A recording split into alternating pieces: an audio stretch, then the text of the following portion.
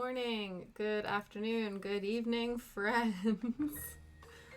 You just caught me in the middle of attempting to roll out a meter's worth of thread. I don't know if you can tell what's going on. My brain is not firing at all cylinders right now. I don't know what happened. I feel like I was doing really well. And then all of a sudden, my brain just went, oh, we're just gonna bombard you with the most brain fog you've had in like the last few weeks. So everything just feels like it takes just that little bit longer to comprehend. And like everything just feels like effort. Like things that just should normally feel effortless just feel effort. So I don't know if attempting to weave a bunch of tiny beads together to make a bracelet is the right move for having a brain that's really not operating at peak capacity, but this is what was in the schedule, and so this is what we're doing today.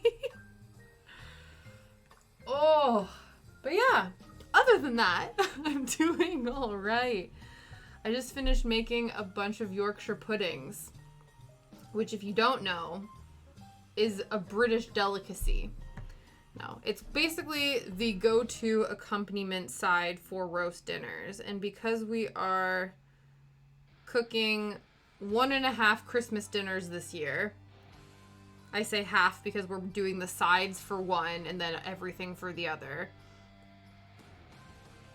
We thought we would try to get a head start on some things. So I decided that I was going to make Yorkshire puds today. Now, I have not used these needles in a hot minute. They look like they're 2 steps away from snapping. So we'll see what happens. But yeah, so I think maybe that also explains my brain being a bit silly. Because anytime I have to do something outside of, like, just cooking, baking realm, they turned out great, but it's not something that comes naturally to me, so it takes a lot of brain power, if you will. Okay, so the first thing I'm doing is I'm gonna put what's called a stopper bead at the end here. So basically, I'm trying to figure out, how do I explain? We're going to be making a bracelet, and it requires a lot of bead weaving. And so you want to leave a significant amount of room at the end of your thread, because you need it to attach the clasp after. Okay, we got there in the end. Guys, words are going to be really hard for me today, so I apologize in advance. So I basically just like looped. These are also really tiny, so I'm not quite sure the best way to do this. But I basically like looped a bright yellow bead and folded it over onto itself, so it's not knotted. It can still be moved and removed after the fact, but this is just to help make sure that we know where we're starting from. Okay. Now, the next question you might be thinking is, why do we need a meter's worth of thread if we're making a bracelet? And that's because we're attempting to make this bad boy by Rypan Designs, which is a very intricate fan-like pattern, and all of this is woven together. And obviously, when you take a long thread and you weave it constantly around and round and round, it gets smaller. So if anything, we might have to add more thread after the fact, but we're going to start with this amount and we'll go from there. I am following a pattern because my brain is not, I didn't come up with this design on my own. So just like cross stitching, I'm following a pattern for this. These are actually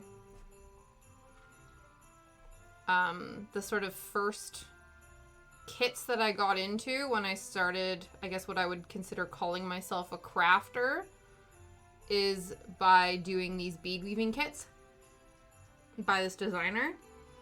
And I just suddenly had the urge to revisit them. So that's what we're doing today. The thing with seed bead needles, or bead weaving needles, is they're so much thinner than cross-stitching needles because you have to be able to fit the needle through these tiny beads. So that makes it a bit of a pain in the ass every time it needs to be threaded. So let's start. So we're going to be using our Christmas colors. We have mostly red and green, and then we're going to be accenting with gold. Don't know. Again, we'll figure out. Because there's nothing made yet, I think it seems like there's not a lot going on, and it'll be difficult to sort of see what's happening right this second. But as it starts to come together, I think then we can gauge where we want the overhead camera to be, if that makes sense. So we need to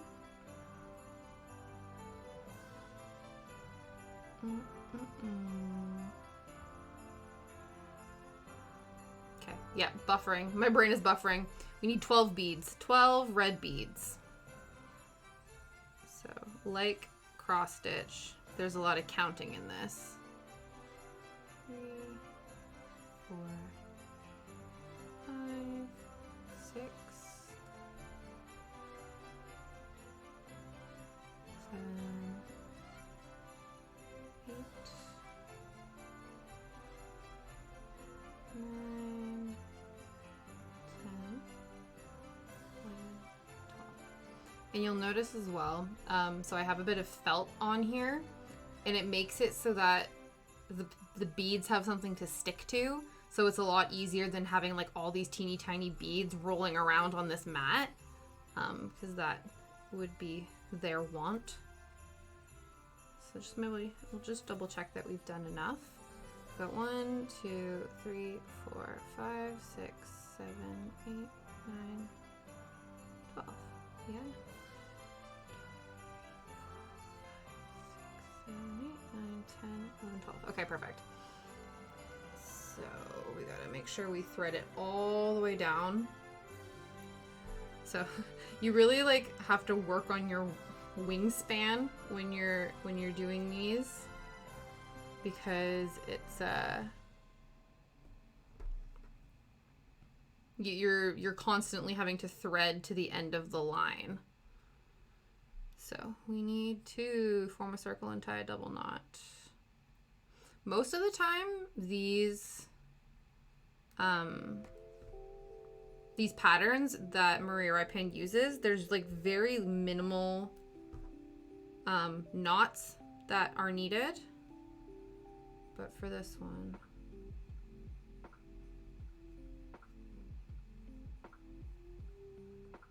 we need to do the double knot on the opposite side of the seed bead. Wow, this absolutely did not come together the way I thought it was going to. Okay.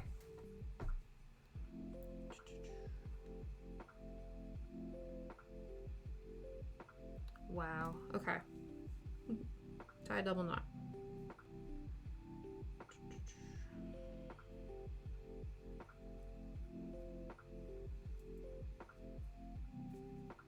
Anyway. Well, I absolutely ride the struggle bus in this regard. How is everyone doing? Like I said, today I made a bunch of Yorkshire puds. That was my main task of today. Aside from, you know, the usual taking Shadow for a walk and like sorting out the house and all that kind of stuff. The main goal was make the Yorkshire puddings. And I think maybe that is what's contributing to my like brain fogginess, because I sort of like had it in the back of my brain the entire time that I needed to do this thing, and I was like putting it off. It was like, okay, I gotta go do this. Okay, I need to go do that. And then there were moments where I just wanted to like sit and do nothing. And then I was like, oh, I can't be doing that because I need to get up and make the Yorkshire puds. And I think I sort of anxiety stressed myself out, which isn't good. But they're done now and everything is great. I'm trying to figure out. I swear to God, you guys, once I start this, I feel like starting these projects is the hardest part. So I'm a little bit frazzled right now. But after I do this double knot and I make sure that this bead isn't going to be part of the project, I think I'll be okay. So just like, give me a second. There we go. I think we've figured it out.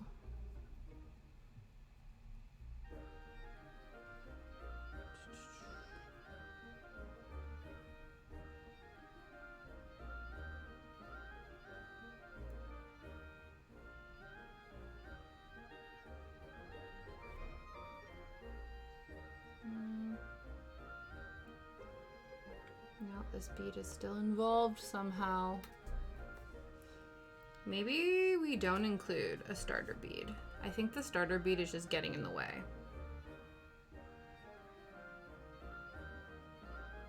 Yeah, I think we're gonna get rid of this because it's causing more problems than it's worth.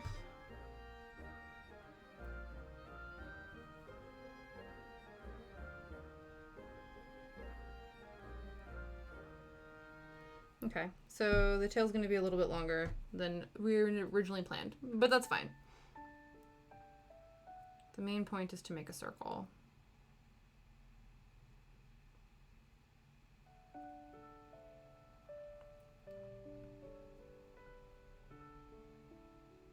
Okay. Done. Step 1, make the circle.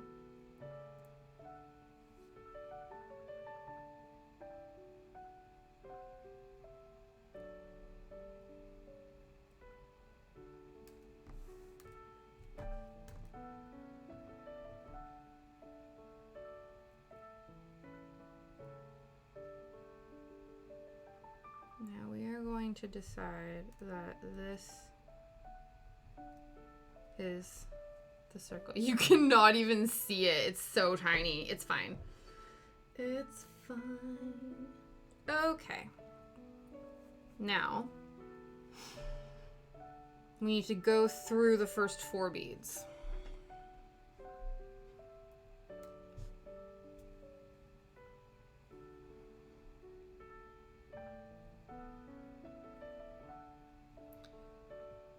Yesterday was really busy. I think maybe that's what it is. Maybe I'm recovering from yesterday. And that's what's going on. 1, 2, 3, 4. Okay. So yesterday I took Shadow to the forest. We were out there for about 2 hours. And there were some really interesting, interesting doggy characters on the walk, which was always enjoyable. There was this one, Rottweiler. I think he was like a Rottweiler. And he came up and basically had like a whole log in his mouth. He had a long stick like this. And we saw him and he just looked so happy. And I was like, oh my God, bud, like you have the biggest stick in all the forest. And he came over and started petting, like he wanted me to pet him, but he still had the stick in his mouth the whole time. And so then every time he turned, he like smacked me in the knees with his massive stick. So we weren't even like that far into our forest walk and I was already covered in, in like dirt and muck and mud from the interaction, but I was okay with it. Okay, so let me just concentrate again. So we're going green, gold, red,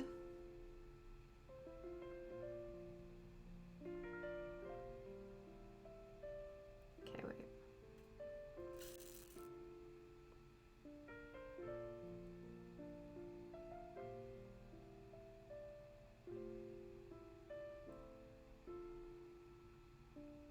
Okay.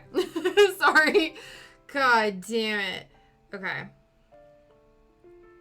So, we're going green, gold, red. And then we are going back through the gold one.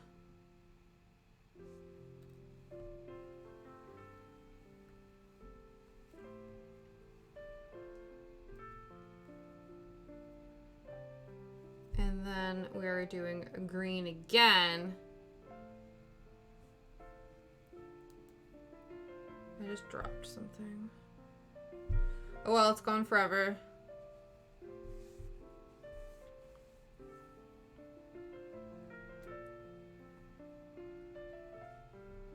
And then, so we've come out at 4. And now we're going back in to 6. And we're coming in this way.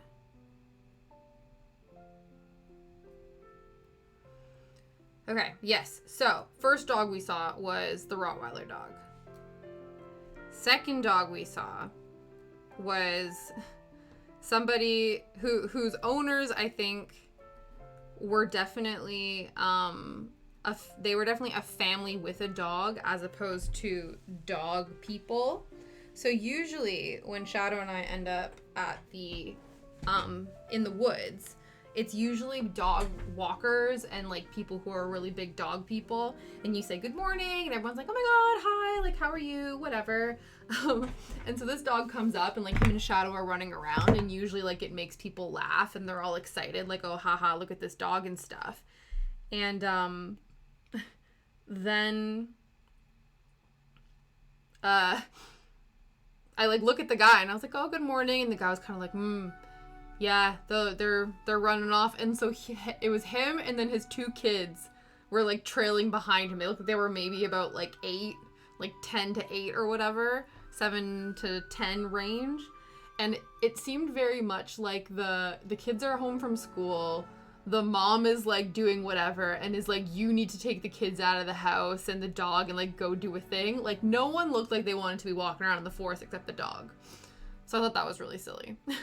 I was like, oh, okay. Like, I guess this person doesn't want to interact and talk about dogs with me.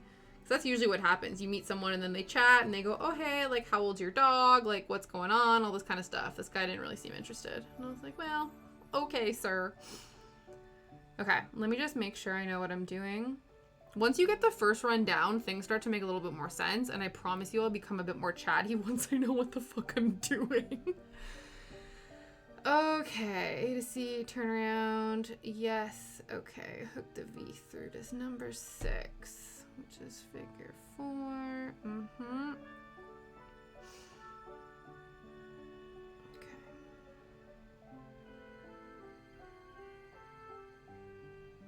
And then figure 6, we're gonna do the same thing. Okay, so we go. These are called bugles, these long skinny guys. So it's bugle, gold, red, and then we pull this all the way through.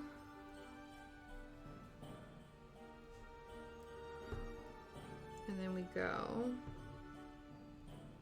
back through the gold, grab another bugle.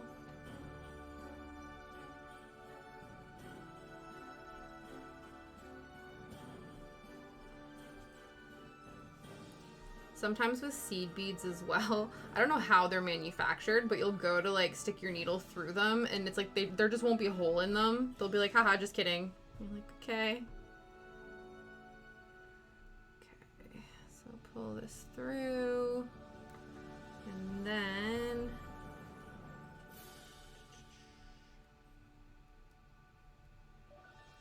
we are going, so number 7. Okay, so we skipped one the first one, but we're not skipping now. Let me just make sure I have that correct.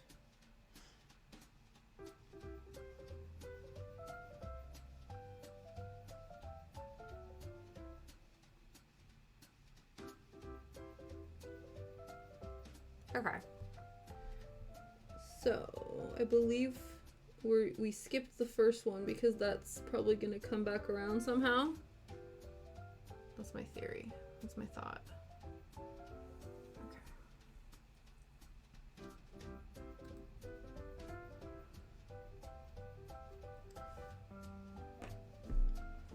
The only other thing, though, that was a bit disappointing, I guess, or yeah, like I felt really bad when Shadow and I were in the forest. We ran across this dog walker, and we run into dog walkers all the time, and she had 4 dogs. 3 of them were on lead and 1 of them was off lead, and we said hi, and she was like, Shadow was sort of, he wanted to play but was like keeping his distance because they were barking at him and he's like really shy and stuff. And so the woman was kind of like, oh, haha, like, these are all girls and things. And I was like, oh, yeah.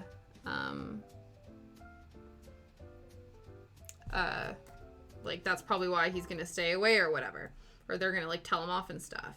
And then one of the dogs, the one that was off lead, they were, like, running around with each other. And Shadow took off with her in one direction. And then Shadow came back. And this little dog didn't. So I kind of think like Shadow low-key scared this dog away, but it was weird because they ran and then came back and then ran it away again and then came back, and it was like this 3rd time they did it, she didn't come back. And so I don't know if something else spooked her, because it wasn't to the point where she was running away from Shadow, you know what I mean? And so she, like, I think even the dog walker didn't think anything of it, because she just kept going about her business, sort of being like, okay, like, I'll come back, or the dog will come back, sort of thing, right? And so she keeps walking with the other dogs, and then she notices that the other, this other dog, the off-lead dog, hadn't come back. And so she circled around, and then I ran into, like, a bin man who was like, oh, by the way, we're looking for this, like, spaniel-type dog. And I was like, well, shit, like, is that low-key our fault, sort of thing? And I was saying to Liam, I was like, part of me wanted to help, but I almost think that it wouldn't have done anything, because I think if the dog was afraid of Shadow, us being there and helping out would have potentially made it worse. So I just hope that they were able to find her. But yeah, so that was a bit disappointing. And then, yeah, there were some, like, dog people, and then there's these other, Liam I think interacted with these people before, where I think they might also be dog walkers, but they don't seem to have very good control over the dogs, because we were in this field, and then all I could hear were these 2 women walking around the field, like, screaming this dog's name, like, looking for this dog. And I'm just like, well, if this dog is taking off, you probably shouldn't have them off lead, or like, I don't know what's going on. So they just seemed like we just sort of kept away from everyone and just kind of did our own thing. But yeah, there really was just like a collection of characters which usually, like I said, it's mostly dog walkers. There's this one guy who has this massive dog, and she's only like 2, so she's similar age to Shadow. But must be, I don't even know, like, just, she looks like a massive bear. Like, the best way I can describe it is it's like this dog is basically a bear. So fluffy and just huge. Towers over Shadow. But super gentle, and I see them all the time. I think the guy must walk his dog there constantly. And then I ran into somebody, this, like, older woman who was walking 2 sort of like Chihuahua type dogs. I don't know if they were Chihuahuas or like sausage dogs, or they were kind of like little mixes of something. And she was saying, because at first they were both walking, and then the other one had this like little doggy stroller. And so we were chatting, and she had said that this dog had was recovering from surgery. So it had these, like, I don't know, like a ligament too short in its back leg, and went in for surgery and had been basically bedridden for so long. And this was sort of like his first day out, and he was only allowed to sort of go for a a 5-minute walk. So she's like, yeah, I got him out of here and then like timed how long he was out walking around for, and now he's sort of back in here. And she has, you know, the dog. There were 2 of them, and one of them, I guess, is the sister dog. And she was such a little firecracker. Anytime Shadow sort of came over to, like, say hi and stuff, she was, like, yapping at him. And I was like, oh, so this woman was saying how this dog is, like, the little defender looking out for her sick brother. But then the woman was saying how, you know, with the cost of living crisis and things, she was, like, going through her expenses and trying to figure out what she was going to cut, maybe. And so she was looking at her dog's insurance and how everything was quite expensive, and was sort of like, oh, maybe that's sort of what I decide to cancel or whatever. But she didn't, which was good, because the surgery ended up being £7,000. And the insurance covered all of it. So I can't even imagine. She was like, oh my God, like, I'm so thankful I didn't make that choice. You know what I mean? I was like, wow. Okay, we have hella knots here right now. Let me just try to make sense of this. That's one of the things I remember about making these, is because you're using such a large amount of thread and you're weaving such a large amount of thread constantly, the chance for knottage is quite high.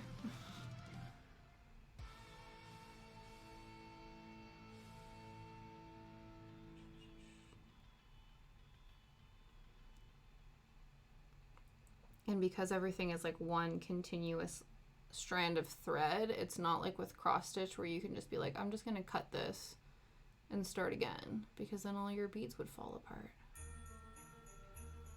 I don't know what the hell happened here.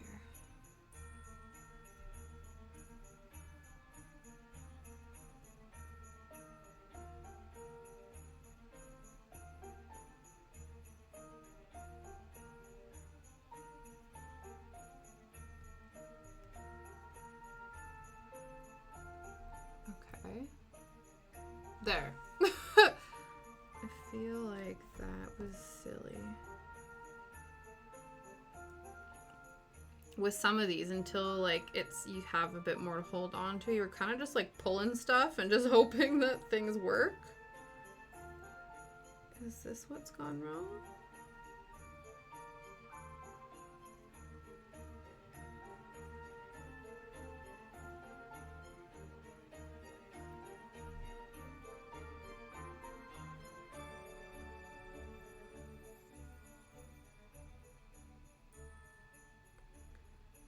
Bear with me while I figure out what the fuck I've just done.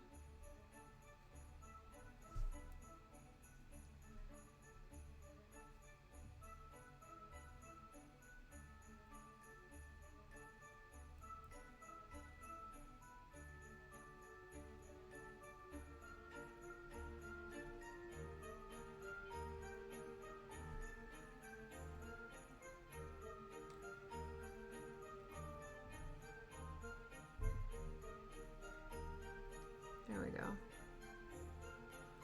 Wow, that was a lot of effort. Good morning, Kat. How are you?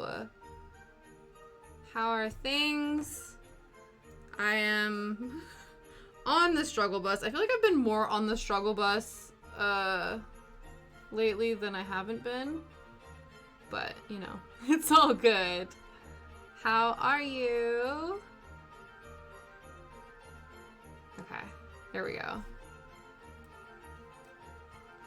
We're back in business. We sort of kind of maybe know what we're doing. Oh yeah. Is that in response to life or work or what? It's Christmas Eve. Christmas Eve. So I definitely feel, yeah, I'm sure if it's a work-related thing, that makes a lot of sense to me. Yeah. I'm surprised, like, have a lot of people, are they still turning up every day? Because I know, yeah, Liam's in his office for the rest of the week. And,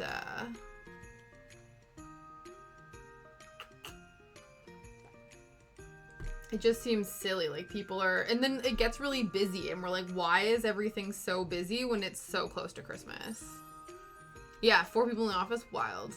We're gonna tattoo. Ooh, that's exciting. What are you getting? Do you know what you're getting, or are you going in and, like, getting a flash tattoo, like a flash sale?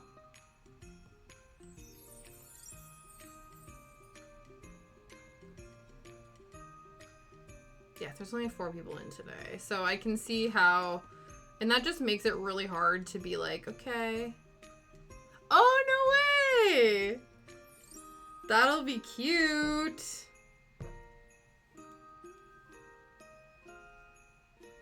Is that a Lord of the Rings reference? Sounds like it to me. Where are you getting it?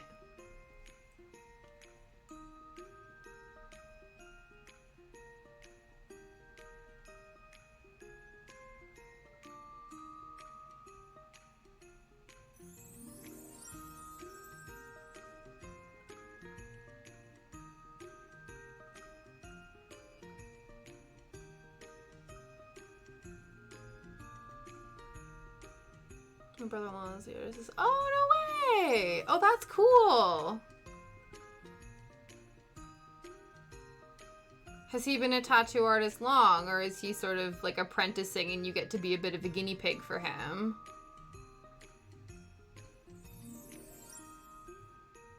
Hi, Saul. Good afternoon. Good afternoon.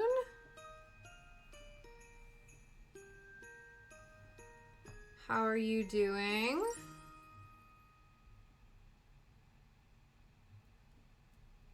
Oh, really? Oh, that's amazing. So he's like Mr. Profesh then.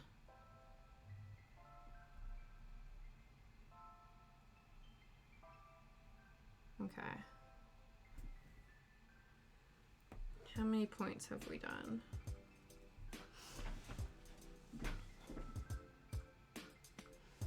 We've done 3, 4.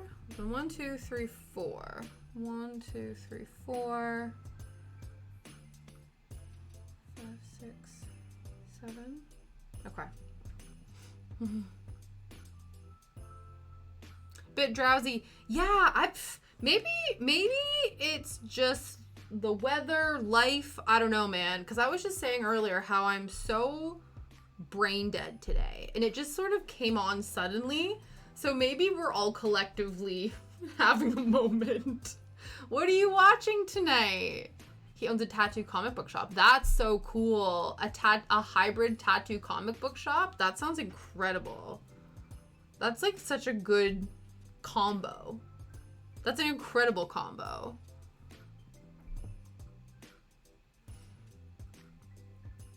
Oh, am I supposed to guess? Are you gonna watch Fantasia tonight?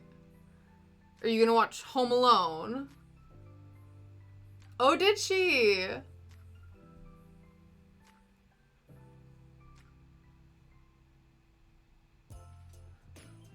Yeah, what did she pick? It's gotta be Christmas themed. No way! He's trying to share a comic. Yeah. That's awesome. That's such a clever, like, hybrid system. Ooh, you're gonna watch House of Capsule. Oh my god, you're gonna have to tell me how you feel about it. Once you watch it, I want to know your thoughts. I'm very excited for you to experience this. I still have to finish the audiobook version. I have not done that yet. Ah, that's gonna be so good. Are you excited? You should be excited. Be very excited. You're about to witness beautiful cinematic history. Yeah, ooh, aw, see? For your first Ghibli film, I feel like it's an excellent choice. 'Tis an excellent choice. And then you'll be hooked, and then we'll have to introduce you to Princess Mononoke and Spirited Away and all of the good goods.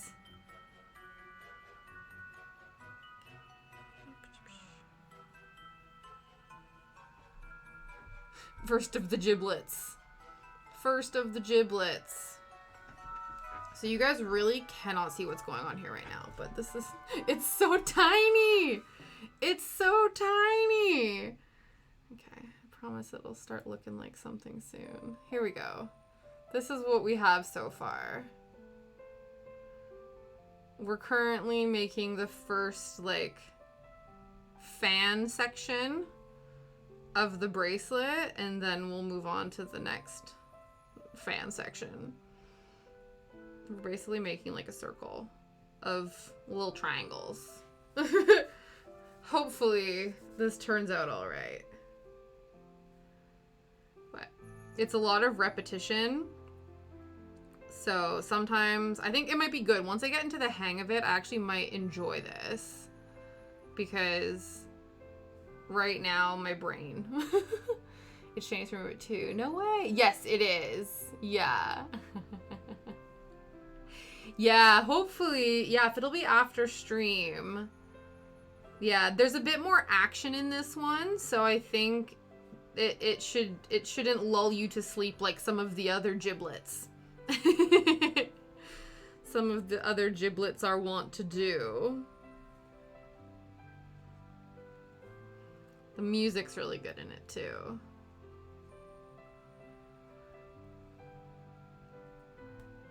How do you, when you organize movie nights, how do you normally make them happen?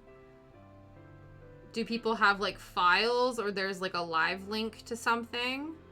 How does that work? I guess maybe people do like screen shares.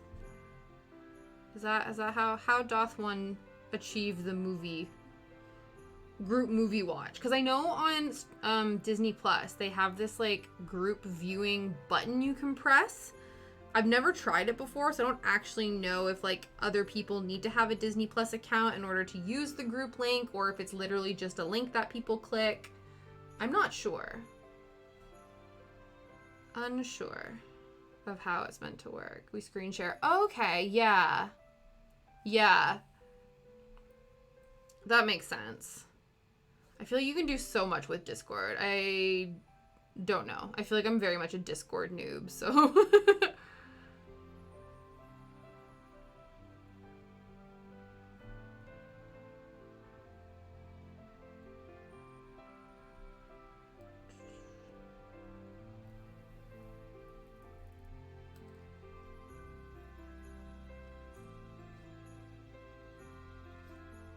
Let me just double check how many more of these we need to do. We've got 1, 2, 3, 4, 5, 6.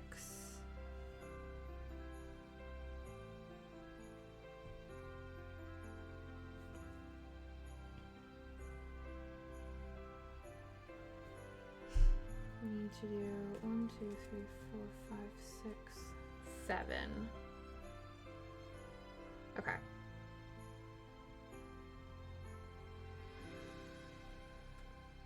So one more.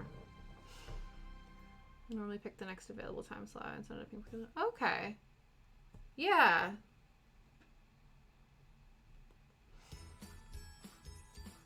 Yeah, that makes sense. So then everybody knows to sort of tune in that it's happening. Very cool.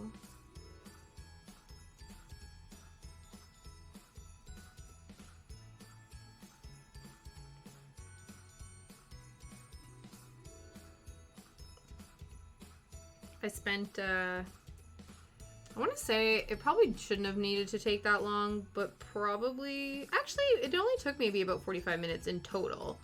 I made a bunch of Yorkshire puds. Really? 120 cards now? Oh, that's so funny. It's not a good shot. You were having too much fun. When you have so much fun, you forget to document such fun. Let me take a look.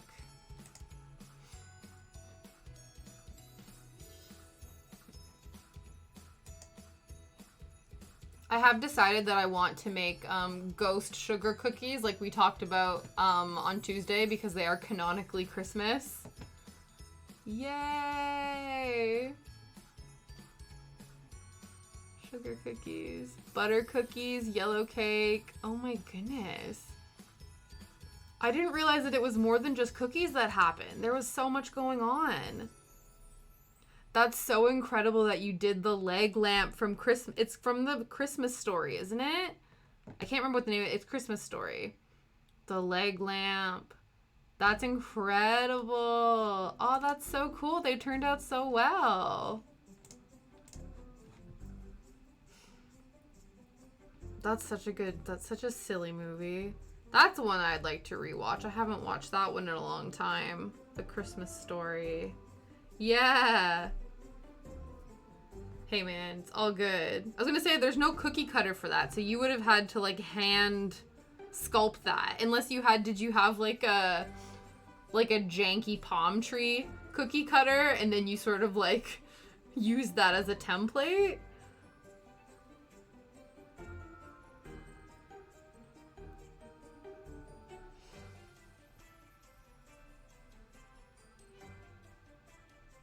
There was a leg lamp cookie cutter, really? That's so interesting. Wow. Yeah, cool.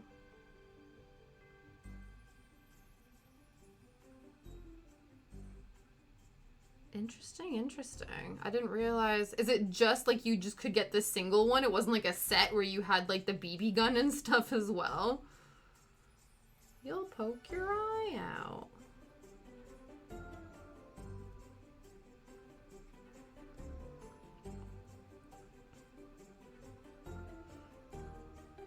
Just the one. That's still incredible that that exists. And then Saul, all of your cards, is 120, those are unique cards? It's 120, like, unique individual one-off cards. And also, how long did that take?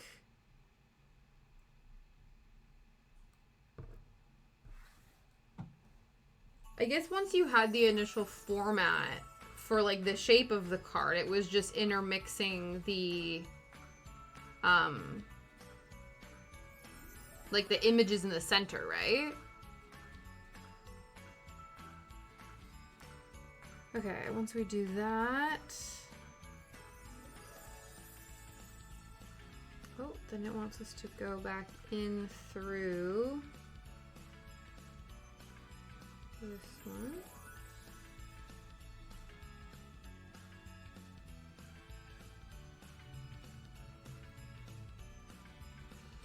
Okay, we're moving on to the next layer of the fan.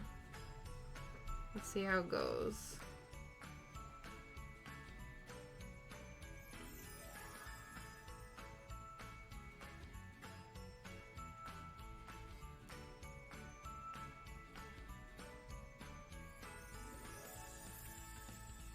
Yeah, sort of. The characters have 2 variations and 3 mods and 3 variations each. Oh, okay.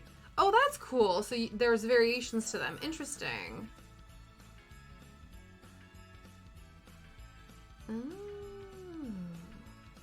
Still, though, that's incredible.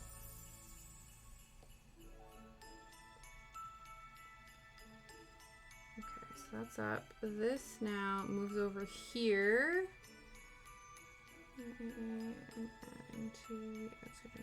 Okay.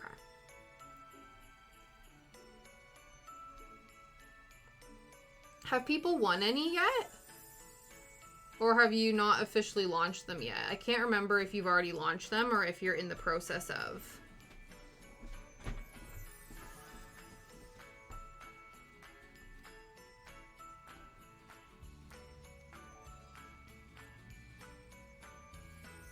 Okay.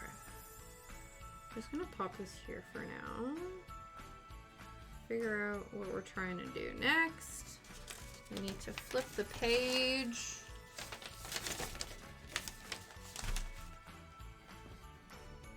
Okay. Pull this out, make sure it's not too wonky.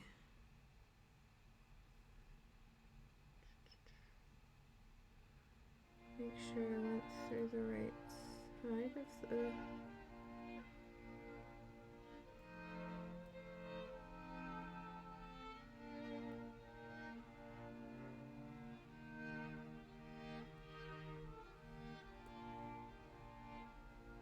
feel like I didn't. Huh? Okay.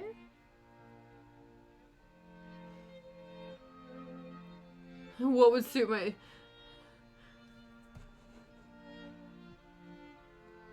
Your car will make this dream nostalgic. Oh! Oh, that's cool.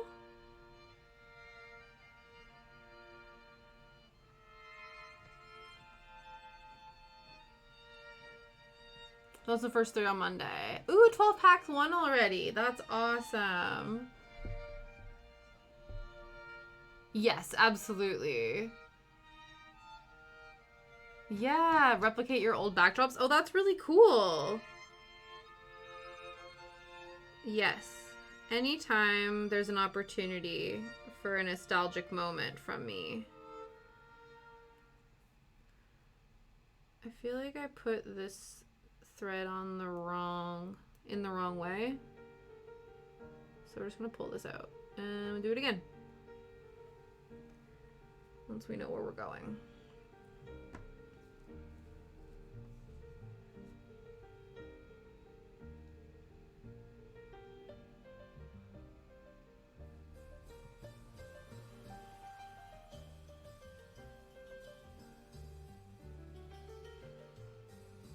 There we go.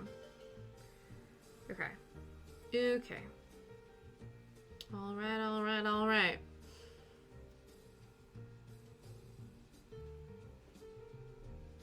Doesn't look like anything. That's fine. Oh, I ordered colored contacts for the collab that Saul and I are doing together on the 15th. And they arrived today. I haven't taken them out of the packaging yet to see what they look like. But yeah, so I ordered them on like a whim. I feel like we've had so much shenanigans with like, the Royal Mail, like going on strike and stuff. 1, 2, 3, 1, 2. Okay.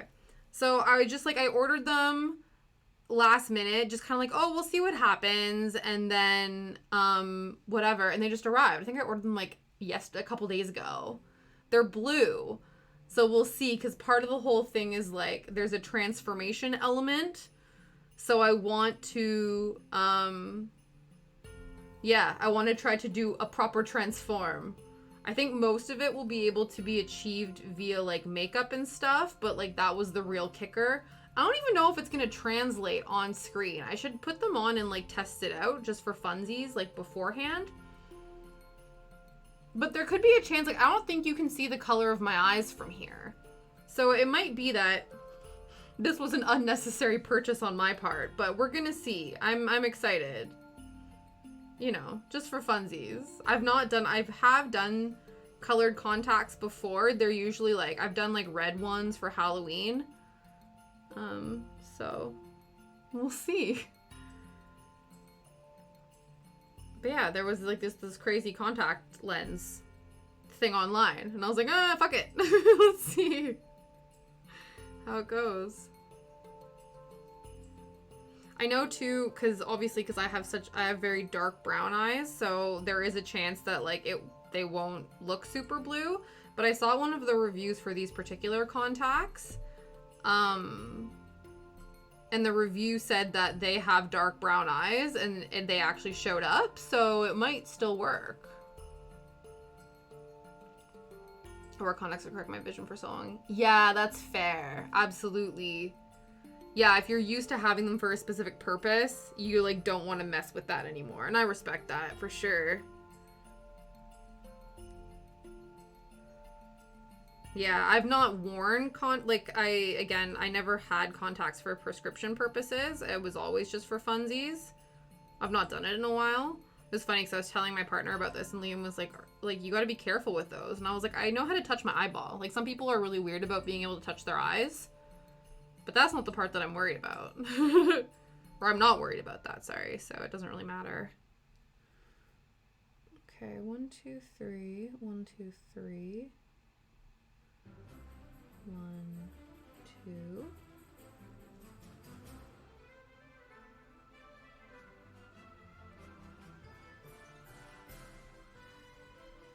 this is happening off camera right now. You can't really see. It's like all overshadowed by my thumb.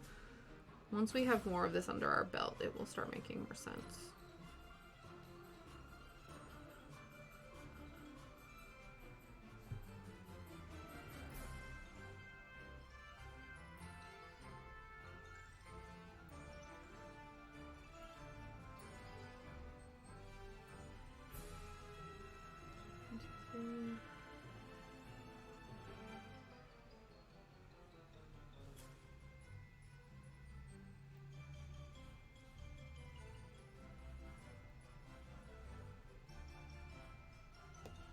I don't know if gold, well, I was gonna say I don't know if gold was the right accent color for this, but I think it'll be all right. I can't really tell. Oh, thank you. Yeah, after all of that, it worked out okay.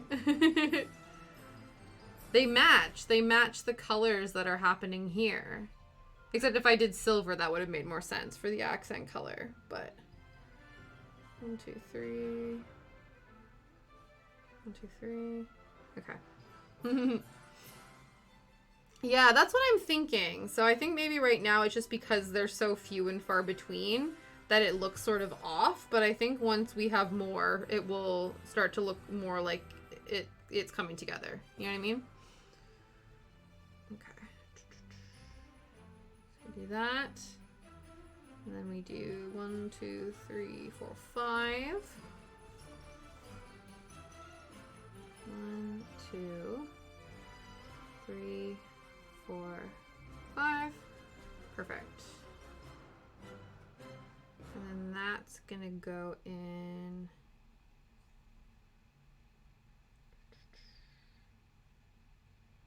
the same one here. And it's gonna go in the 4. 1, 2. 1, 2, 3, 4.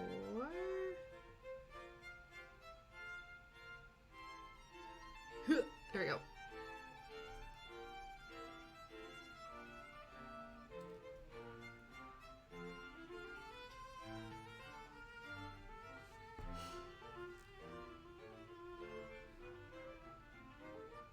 Sorry. Much concentration required. Stretch this out. And then another 5. Right? Yeah, 2, 3, 4, 5. Okay. Excellent. So yes, continuing my... I think part of the reason why my brain is a bit mushy today, maybe it's because I'm recovering from yesterday's adventures. So yesterday, Shadow and I went to the forest. And I'm kind of liking, so obviously there was the snow, and Shadow loved the snow, and it's a little bit sad that it's gone now. But I'm kind of happy about it, because that means the mushrooms have come back out. Because all of the mushrooms had disappeared in the snow, so there weren't any more. So I couldn't continue my, like, digital foraging. And now that the snow is gone, the mushrooms are back out.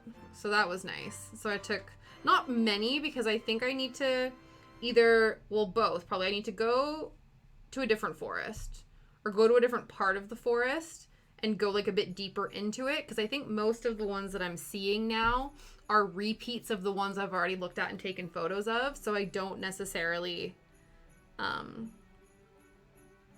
yeah, like, they're not new to me, so I think I need to go to a different part of the forest.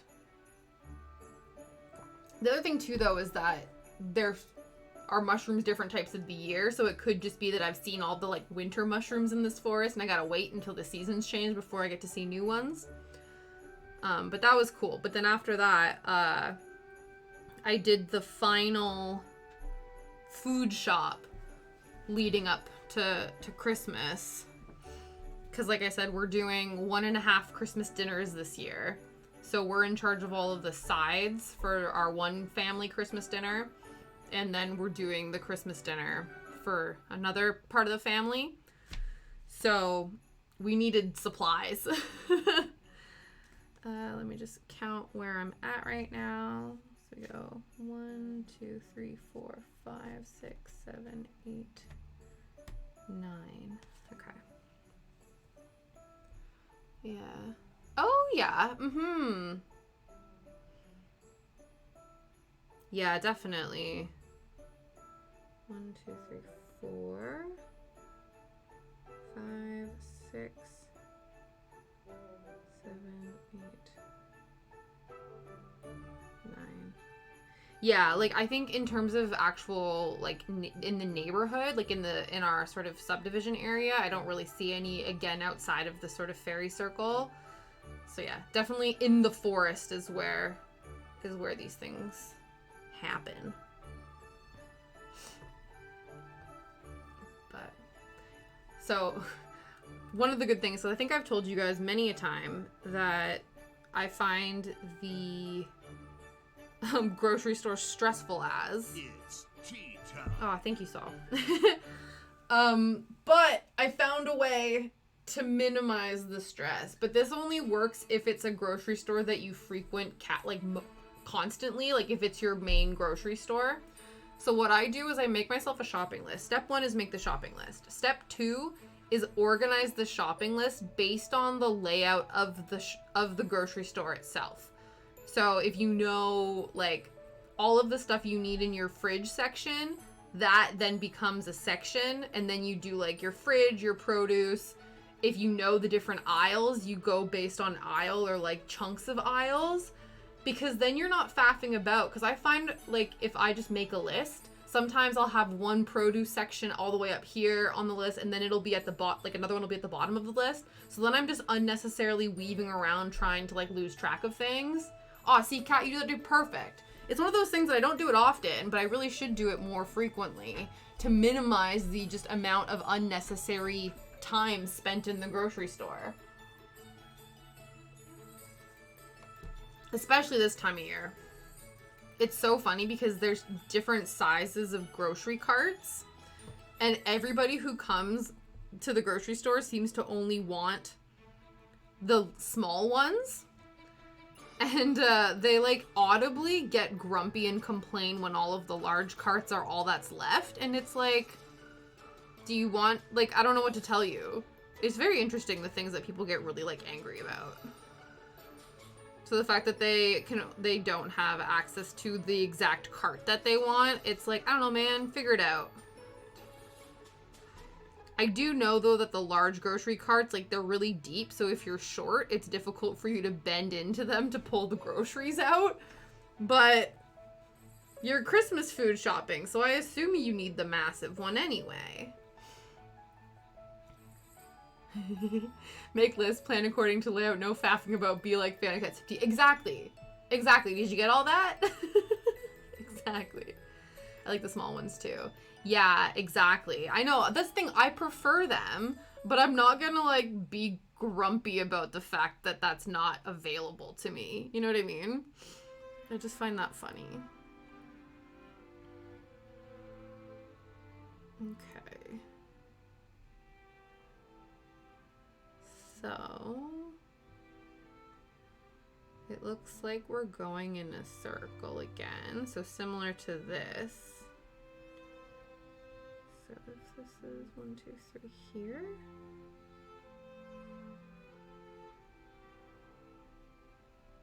There we go. Okay, that makes sense. So basically we've made the first fan, and now we're making the circle base for the second fan and starting again.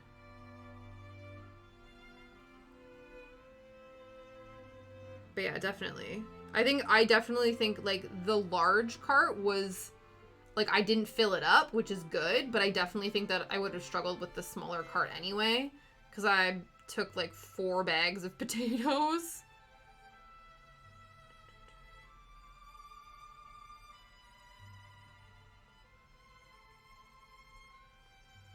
We're coming out to this guy. Okay. But yeah, 4 bags of potatoes, because both families, we do mash and roasties. And potatoes, we're, like, big potato fiends in the family. We didn't do, like, I don't know if people are super into, like, parsnips and sprouts and stuff. I don't mind them, but they're not, like, my favorite. So we just got, like, 1 bag of each, because I think certain people really like them, but other people, it's more about, like, the meat and potatoes and, like, less about the veg. the Scamage stuff. Yeah, no problem.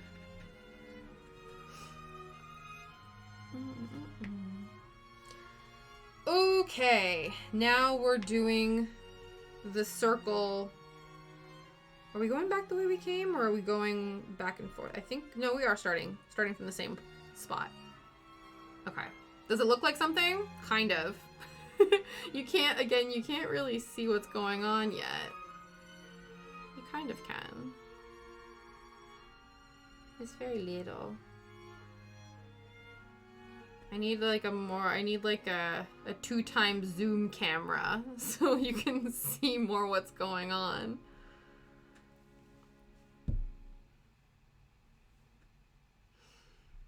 Okay. Now we're back to bugle business. Bugle. And then after grocery shopping, in which Shadow stayed by himself for over 2 hours. So I was very proud of him. He was a very brave boy. I think he's downstairs right now, which was very good. So I think we're at the point now with his like leave alone training where we're sort of at, like, I feel, because again, it is also a me thing as much as it's like a him thing, because obviously when he gets really agitated and like upset, it just breaks my heart and makes me really emotional. And so now it's like when we leave right away, he doesn't kind of start getting, like, he still howls and whines and stuff, but like it's not as bad as it was. Whereas like as soon as I would lock the door to go somewhere, he would start scratching and whining and howling, and just like it just truly broke my heart. But I knew I needed to keep doing it, or else like we just wouldn't be able to live, like go anywhere essentially. But I think he's getting much better with it, and so am I. So that's nice.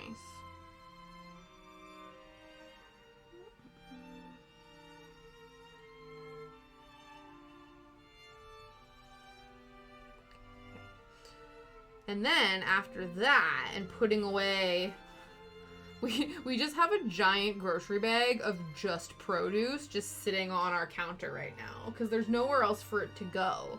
I guess it's not really a counter. We have these like display cabinets at the end of our kitchen where we have like a shoe rack and Shadow's food and like a bunch of other random bits. And there's just a big old bag of produce right now because there's literally no other room for it. And then, yeah, so after putting all that away, then I video chat with my parents. So we do like a bi-weekly video chat, catch each other up to date on the haps and what's going on. And so they're doing good. They're coping with like minus 35 degree weather.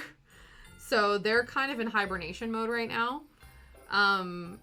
To the point where they were like, oh, you know, like tomorrow, or I think, yeah, tomorrow in a couple of days, it's going to go up to minus 19. So that'll be nice. And I'm like, oh, dear God, I would not be able to survive Canadian winter anymore.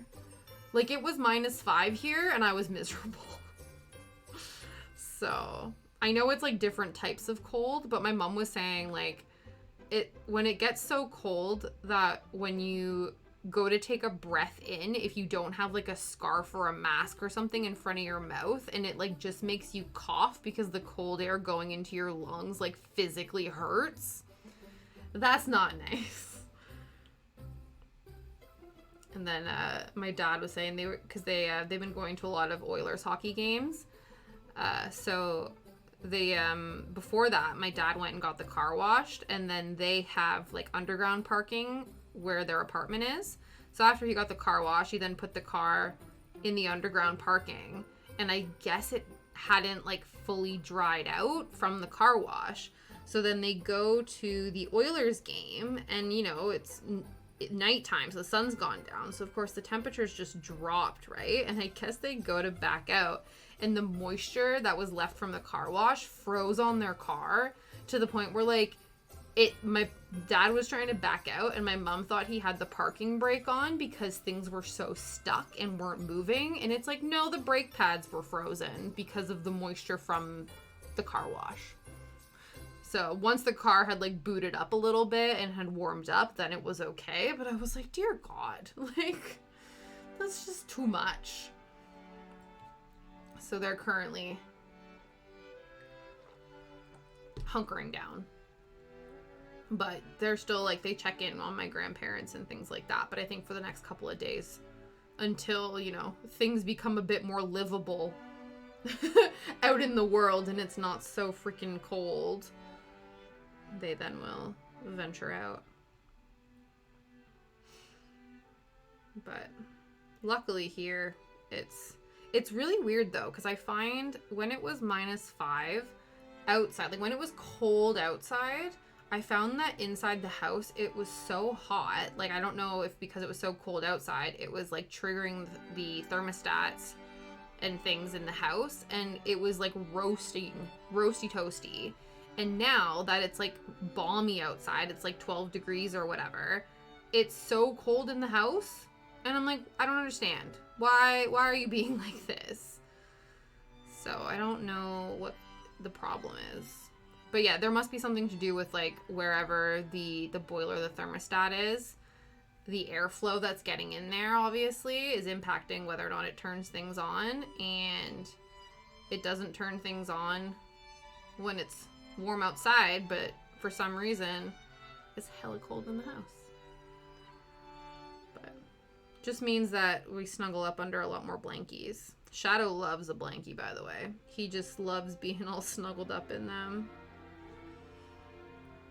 But I don't know why he's not decided to come and join us. He's enjoying spending more time in the downstairs, like on the sofa, splayed out.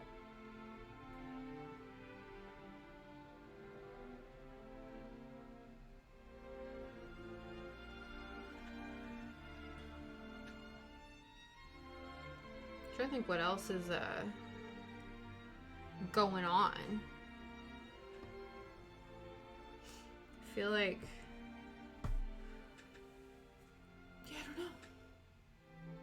we have, oh, there's something I'm not sure about, because we have the, my 1 year Twitch anniversary happening in January. And we still have, we're doing our last keychain giveaway tomorrow on Friday. And then we still have our Phantasma giveaway. So I'm not sure if I should save Phantasma for the 1 year anniversary and give her away then, or if I should do the Phantasma giveaway on next Thursday, because that's our last stream of the year.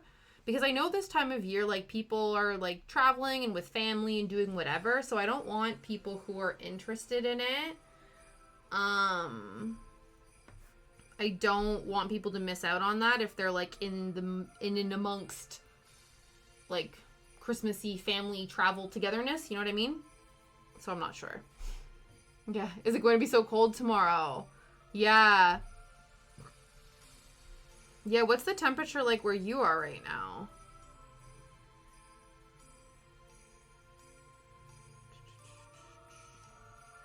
-15. Ooh, yeah, that's cold enough.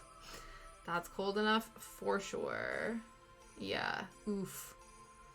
Like I said, it got to -5 here, and like everyone was like, this is garbage. So, 2, 3, 4, 5, 6, 7.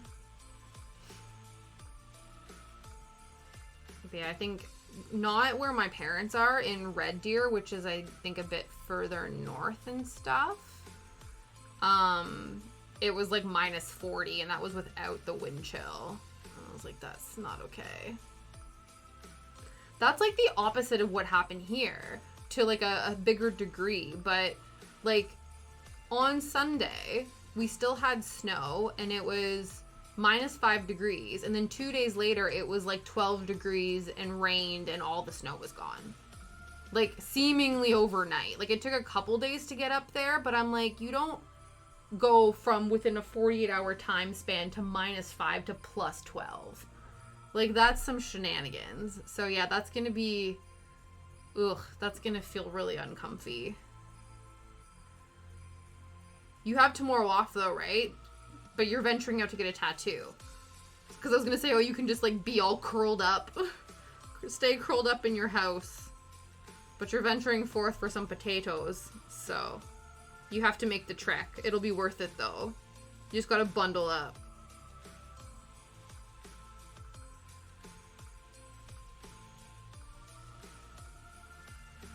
Yeah, that's fair. Yeah, that's the only thing, too, I find when, like, it's really warm and then suddenly drops. If it's rained, as soon as it drops below 0, all that rain freezes. I was really thankful that that didn't happen here. Once it decided it was going to rain, it just got warm, which is good because I feel like if it got warm and then continued to sort of drop that just bit below freezing, it would have been so ridiculous.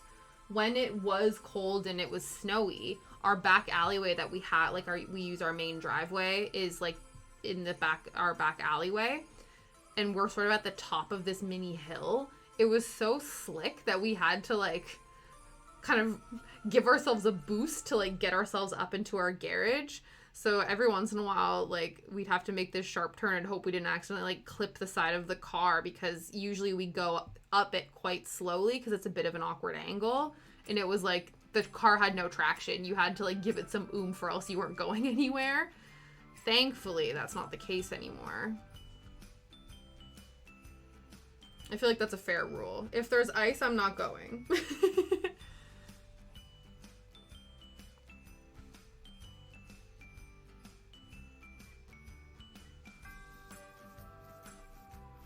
See, I knew that once we got into the swing of this pattern, it would be easy. But like when we first started, I was so just out of it. But now that I'm like, you know, getting into the swing of things, stuff is starting to make sense. Like, it's all good now. Everything's cushy. But I would be lying if it wasn't hell of a struggle when I started it. Most of these patterns, it is like starting is the hardest part because it's you have like really nothing to work with and you're trying to keep everything really taut.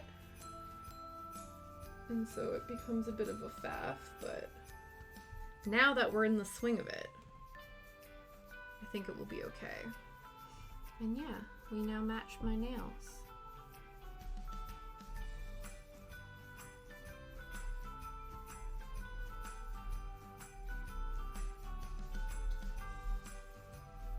God, someone's like blasting their music and it's shaking the whole house. Do you ever have that where like cars drive by with their subwoofers just like maxed out?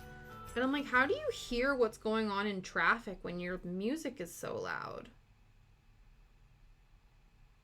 Like, I can't even hear myself thinking. I'm not the one in the car.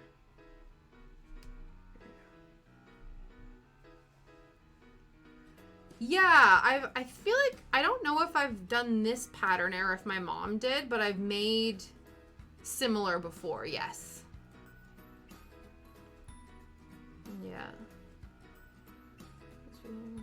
Yeah, absolutely.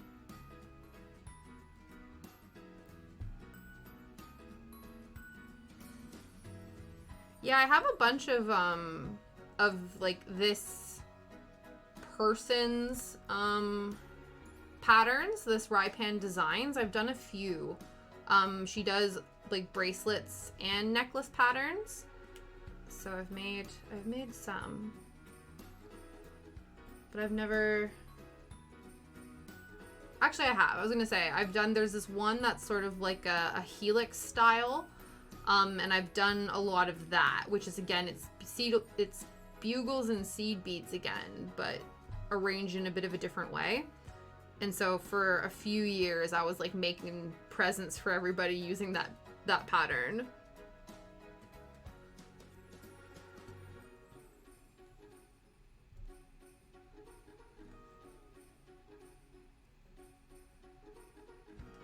So I don't know who that was. That just was coming in hot. But they were shaking the house with their tunes.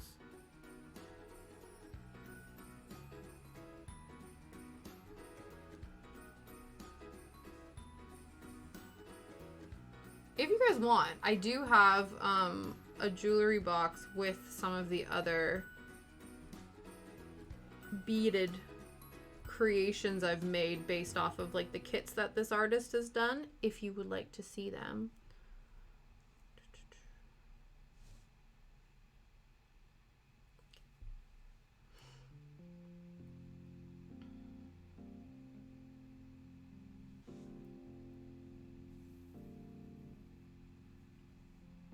let me go and grab that then. Let me just finish this.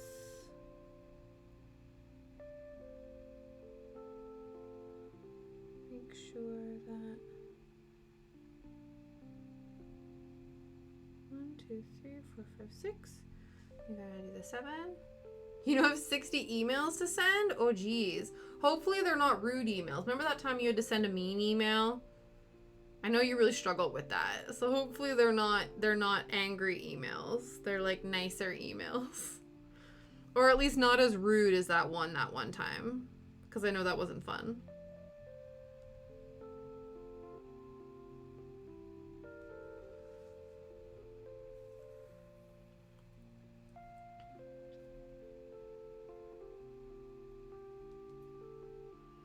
Yeah, let me finish this row of little weaves, and then I'll go and grab the jewelry box with all the treasures. Yes, these are just invoice. Okay, that's not bad then. That's just like bureaucratic emails. They're not, there's no like tone to them.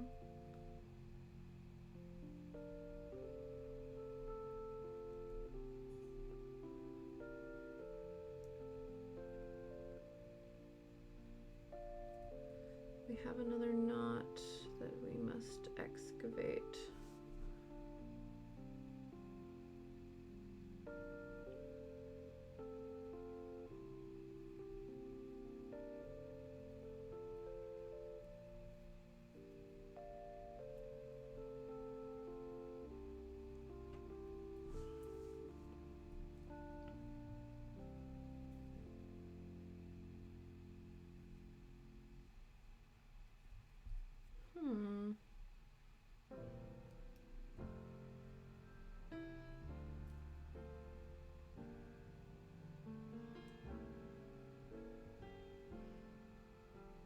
There's always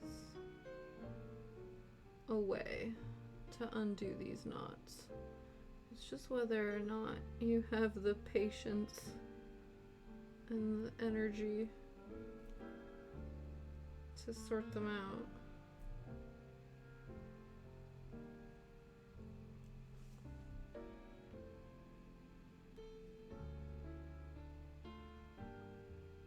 Though I'm sure the act of trying to undo knots on tiny thread is not the most thrilling content, but we must do these things.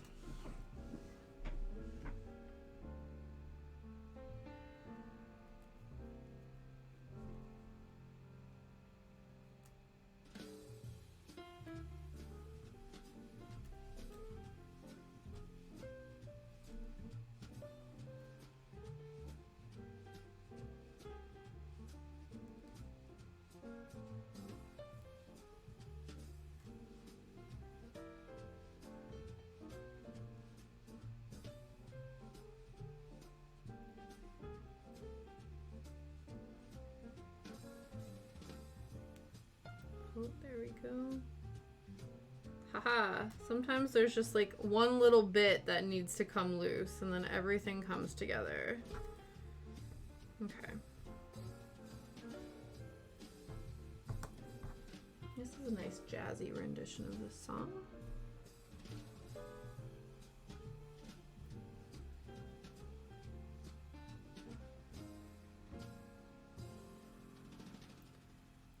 Yeah, I thought I had a version of this pattern, but I think, again, like I said, if I did make it, or finish it, it was, my mom has it. I know that she has that version. Okay, so that's done. Let's put that there. Now give me 2 ticks and I will go and get the thing.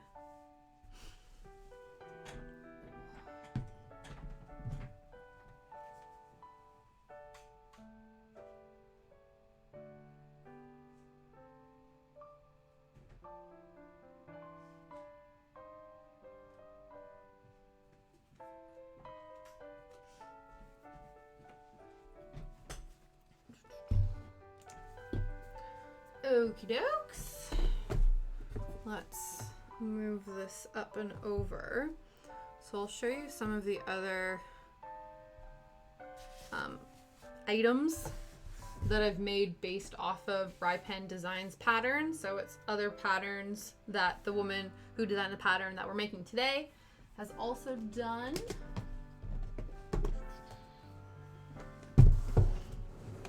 So this here is the first kit of theirs that I've ever made. Hi! Is it Yumi Rocks or Yummy Rocks? Good afternoon, or good morning, or good evening, wherever you are in the world. Yeah, so this is the first one. So this is all seed beads. They're two different sizes though. So they're similar beads to the ones that we're using for this pattern, and then these ones are a little bit bigger. So that's this guy.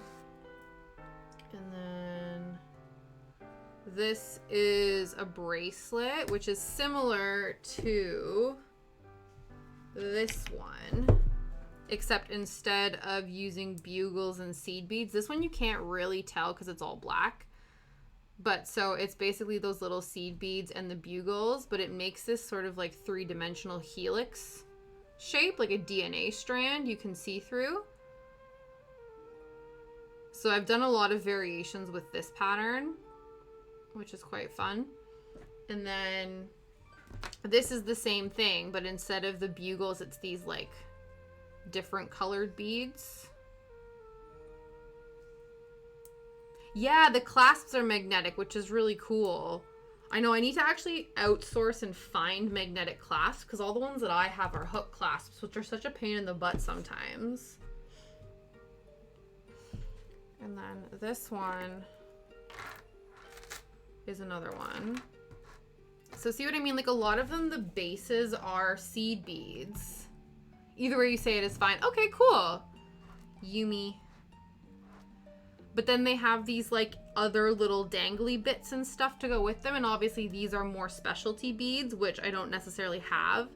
So I need to source, like in order to do the pattern again, I would need to find these little bits and pieces.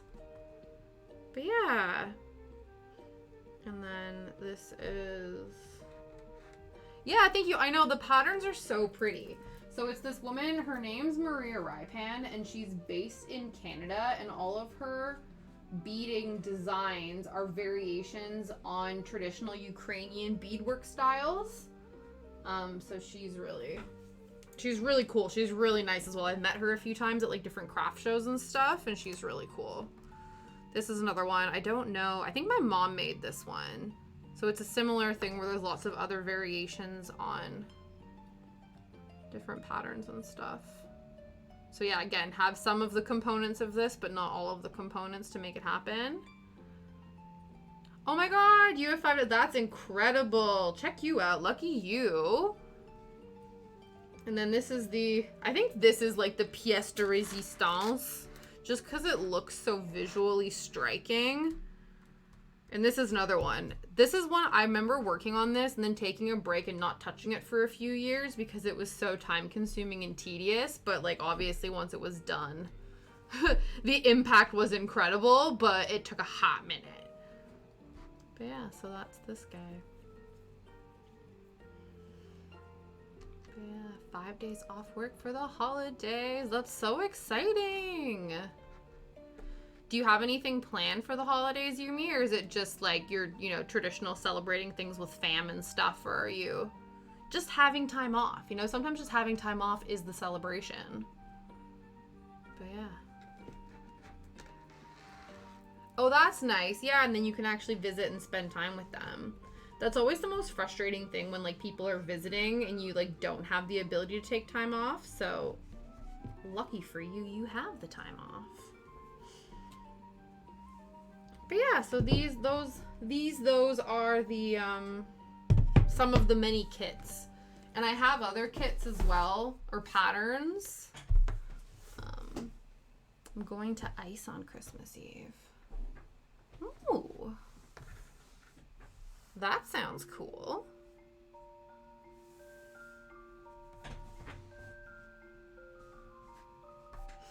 actually don't know what my plans are for Christmas Eve.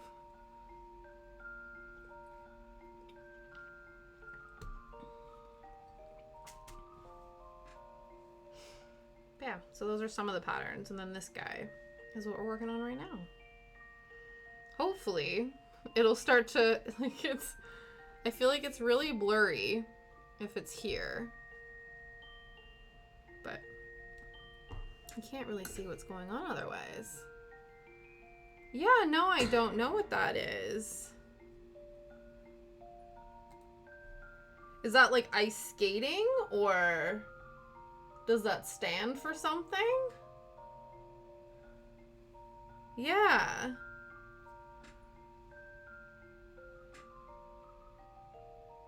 Okay, now we've done that one. So we need to go back through.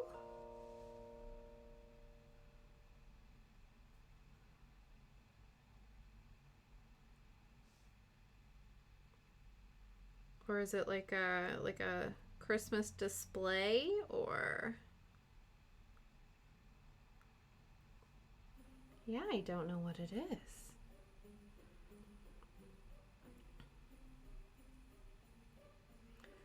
I know there's people, like, there's lots of different kind of light displays and stuff around here, so people go to, like, check out the Christmas lights displays and setups and things. I feel like aside from, like, watching a couple Christmas films, not even a couple, I've watched, like, a Christmas film. I've not really done any, like, I don't know, like, touristy Christmas things, if that makes sense. It's just been, like, at-home stuff.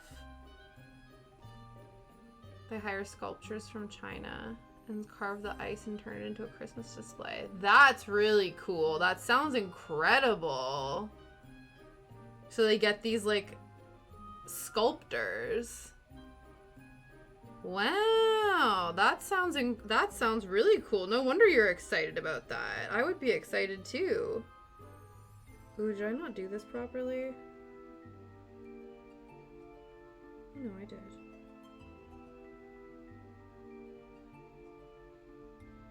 Yeah, absolutely. Please do. Yeah, that sounds really cool.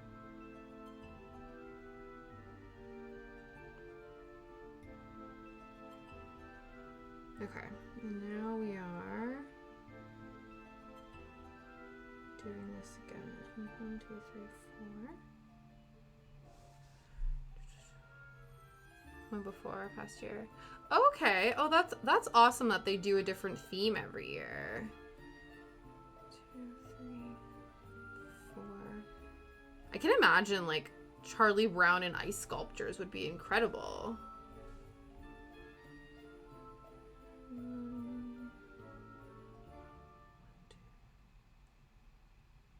We're doing 3 or 4? No, it's 1, 2, 3. Okay.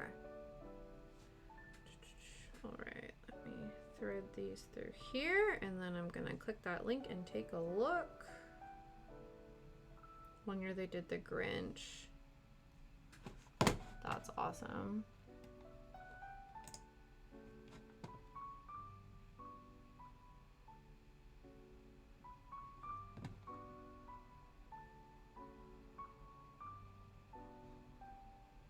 That's ice? That's ridiculous. That looks like glass or like resin or something. That's wild. What?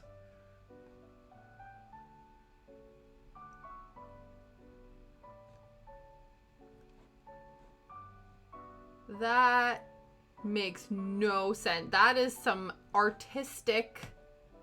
That's incredible. That's wild. Oh, okay. Oh, so all of these hotels do that. Wow. They have a logo. No way. That's so cool.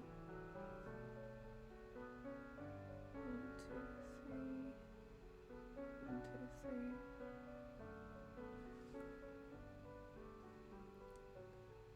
Yeah, I don't think they do. They have like the big thing here in the UK is they do this thing called like Winter Wonderland usually. And it happens in London, and it's this big like open Christmas market. And it's usually like there's different sort of areas. It's mostly like kid like driven. But then there's like a whole like Bavarian tent, and they do like a whole sort of like Bavarian Eastern European section with like mulled wine and bratwurst and stuff like that. But it's gotten like like really kind of commercialized over the years, where it's less like little indie sort of makers and crafters and more just like you go to the crafting stalls and it's like there's a bunch of stalls kind of doing the same kitschy knickknacks. They're not like handmade, they're almost like mass produced, which is a bit of a shame.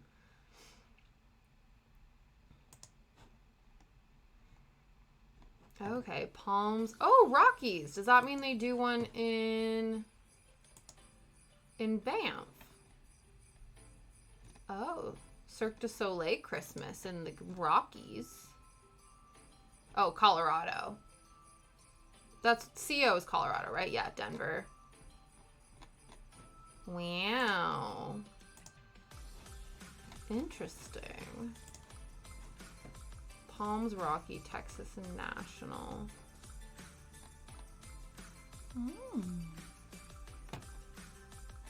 Yeah. Ice package. Yeah, that's like next level artistic shit. That's really cool. Oh, I'm so excited for you to experience that. It looks magical.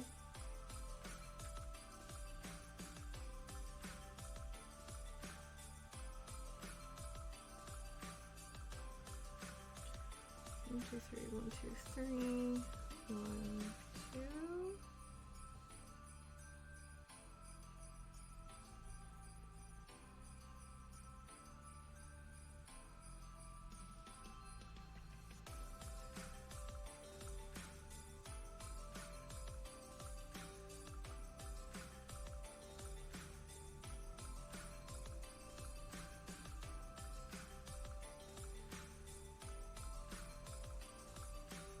Yeah, I feel like, because I normally don't, like, it takes me a while to sort of get into the festive spirit, so I never think to, like, plan Christmas outings, so usually, like, I haven't been, like, in a traditional sort of working environment in a while, but obviously, like, Liam, he has vacation days, and only certain numbers of vacation days he can take throughout the year. And so we usually do a lot of like traveling to Canada or going different places like in the summer and things like that. And so I never think for him to like have time, like days off that we then plan to like go on a Christmas adventure. You know what I mean? But maybe I should actually look into that like next year and actually like plan to do, I don't know, like something a bit more festive, like something like that. My friends were showing me there's like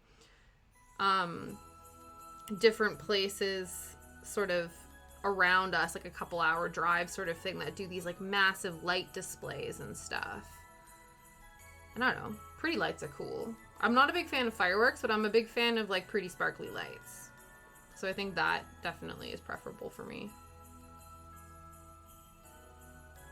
I'm a bit nervous about how New Year's is gonna go this year with Shadow's newfound fear of fireworks. At least it's a bit different than like your traditional fireworks night here, where I feel like with fireworks night, the fireworks are sort of happening all at different times of the day, and like leading up to fireworks night, like people sort of have, there's like an artistic interpretation of like when the fireworks should be going off. No, we don't. One of those compression jackets. To be fair, now that you mention it, we should actually invest in some stuff. Because for fireworks night, like we did it like last minute. And so a lot of the stuff we had like an essential oil sort of thing, and we did like a couple sort of makeshift, like we basically like MacGyvered some stuff for the situation, but now that we know we have a bit of time, we should actually get our shit together and order some stuff for him, for sure. We had to get one of our dogs. Yeah. Yeah, exactly. I've seen like the CBD treats and the different things to sort of help with the calming. What we ended up doing for fireworks night is like I just literally sat Shadow on me and covered him with blankets, and I had like a snood that I then wrapped around his ears and like made it a bit tighter with like a hair tie so it wouldn't come off, and then we put like some like doggy essential oil calming spray on it and stuff. So it kind of helped. But I definitely think,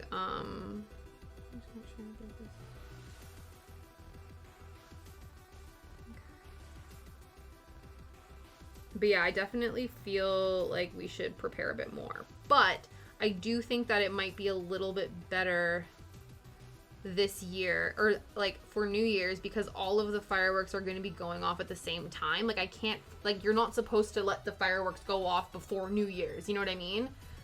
So I don't think, like, unless some people are gonna be silly and like let them off earlier for like their kids or something like that, I think it won't be like, instead of us having to worry about multiple hours, we'll just have like a couple, like an hour that we'll have to worry about it, you know what I mean, as opposed to like the entire evening. We had a dog run away during fireworks. Oh my goodness. Yeah, absolutely. That's so frustrating.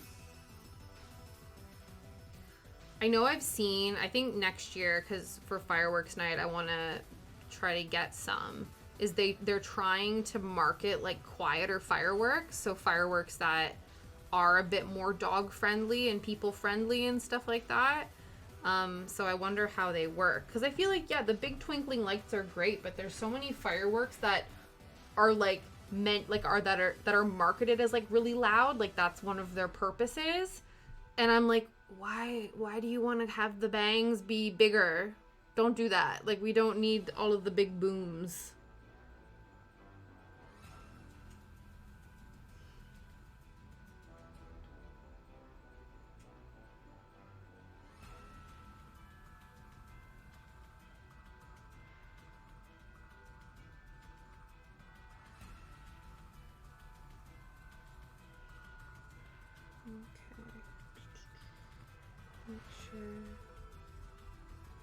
Connecting at the right level.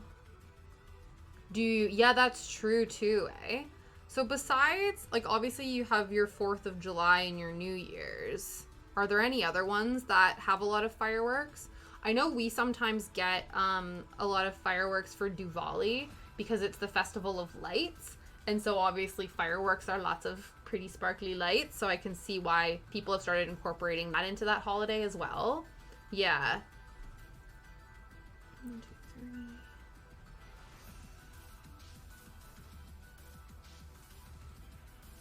Yeah, definitely. I assume people go ham for Independence Day. The same thing would happen with Canada Day as well.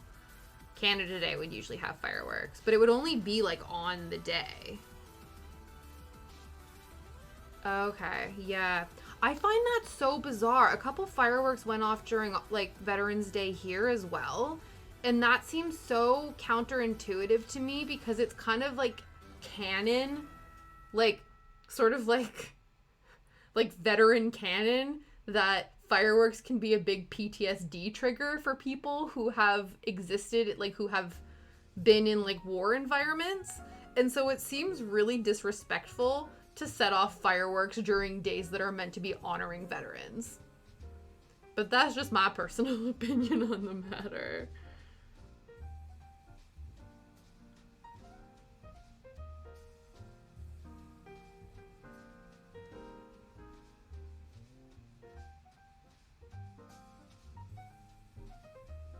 Yeah, it seems very silly because, yeah, the same thing happened this year, and I was like, if you're doing that on purpose, that seems very strange.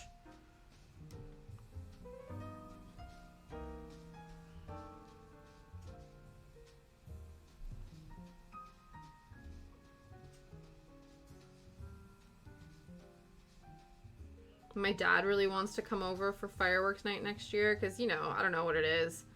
You know how there's just, like, some people that just are, like, little pyros at heart? So my dad and my brother-in-law's the same way. He loves fireworks night because he likes fire and explosions.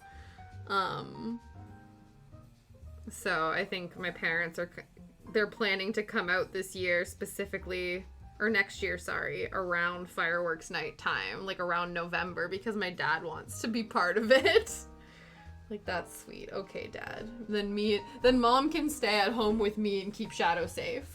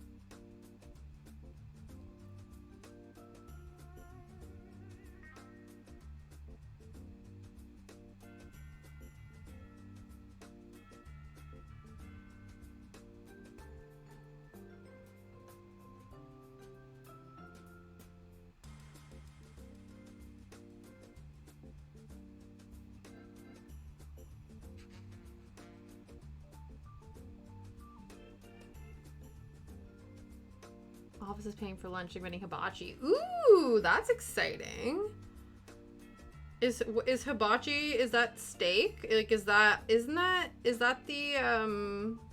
that's the one with the chefs that do the stuff in front of you, isn't that? Or no, that's Benihana. Isn't hibachi similar? This is where it's like, that's definitely a term I have heard before. Yeah, steak and fried rice. Excellent. Excellent. I love fried rice, man. Like, if I could eat like, you know, I always think, like, if you could eat one food for the rest of your life, what would you eat? I feel like I could definitely do, like, a fried rice. Because then you can add different proteins in it every time, you know what I mean?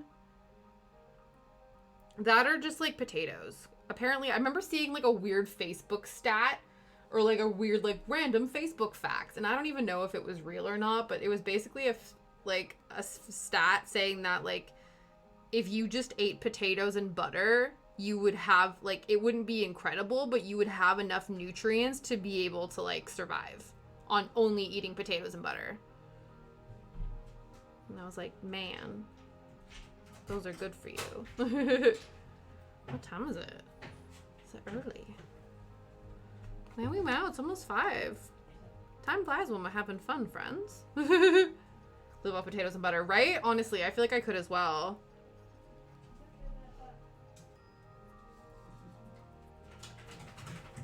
This is why, like, it's so funny. We have, it's sort of like canon within my family, like within my in-laws and stuff, that me and my sister-in-law are, like, big potato fiends. So whenever we have big family dinners and things and my mother-in-law makes potatoes, she always ensures that she makes extra potatoes because we're mostly potato fiends in the house.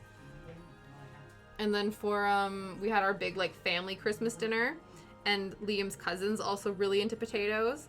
And the two of us, I forget what we were doing, but then we ended up grabbing dinner after everyone else. It was, like, buffet style.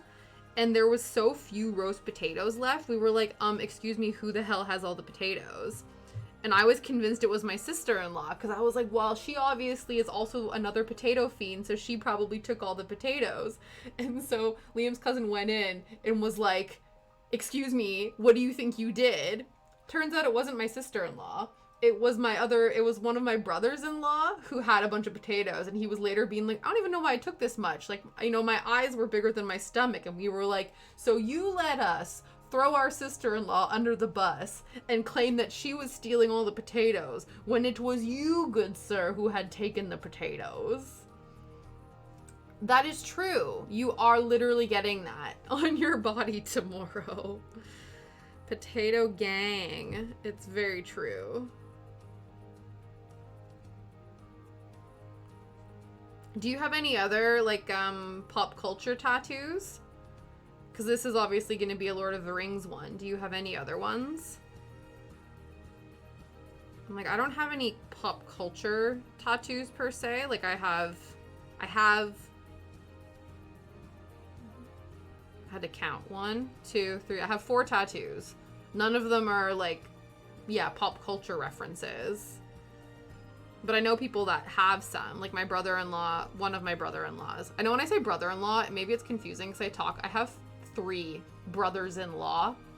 So when I say my brother-in-law, I'm not always talking about the same brother. So different to the potato stealing brother-in-law. He has a Bulbasaur tattoo.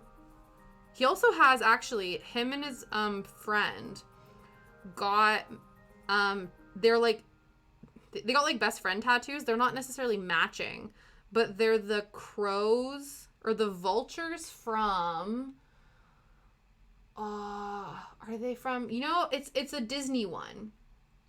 So there's the Disney one, you know, the crows from, I don't know if it's from the Jungle Book. And you know how all the vultures are like sitting around? And then one of the vultures is like, well, what do you want to do today? And the guy's like, I don't know, what do you want to do today? I don't know, what do you want to do today? I think, yeah, it must be the Jungle Book. And because that's what they're like when they're together, they're both like, I don't know, what do you want to do? I don't know, what do you want to do? So they each got one of the birds that say that as their tattoo, which I thought was really funny. Oh, you have Mischief Managed. Yeah. Mm-hmm. And I have Nobody Looks Up Anymore on one foot and the planets of our solar system on the other. Okay. Yeah. What's the Nobody Looks Up Anymore from? I assume that that's like a quote from something specific.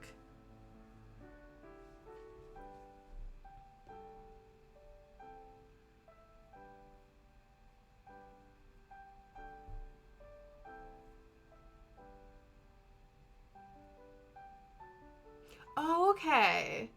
Oh, that's really cool. That makes sense then why the solar system's also included in that tattoo. That's really cool. So it's like kind of pop culture-y, but it's actually more science-y than pop culture-y. That's very cool.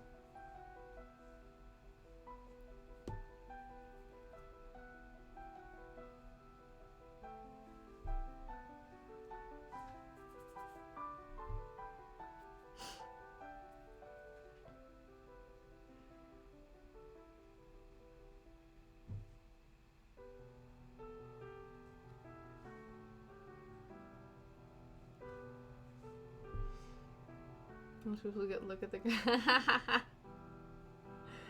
Yeah, that's actually so clever. That's such a perfect placement for that. People are looking down and they're getting told that they don't look up anymore. And it's like, yeah, actually. Everyone's too busy looking down at their phones and things. They don't look up in the sky. When it's a clear night, I don't know much about like constellations and things, but I always remember, I don't know how I was told this, or if, you know, when you like learn about the Big Dipper and the Little Dipper, I must have learned about it at school or something, but I always try to look for it when there's a clear sky. I think because, and you know what, half the time I don't even know if that's what I'm finding, but I'm seeing a really bright star surrounded by like, you know, a couple others that look like a sort of square shape, and I'm like, I think that's one of the dippers, but I don't know which one.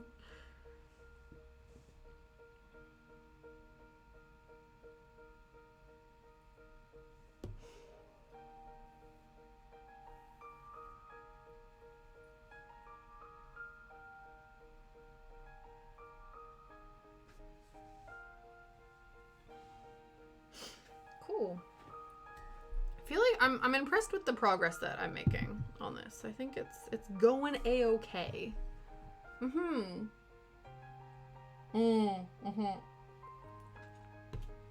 Yeah, I feel like that's another one that I'm like, I see 3 stars together. I think that's the belt.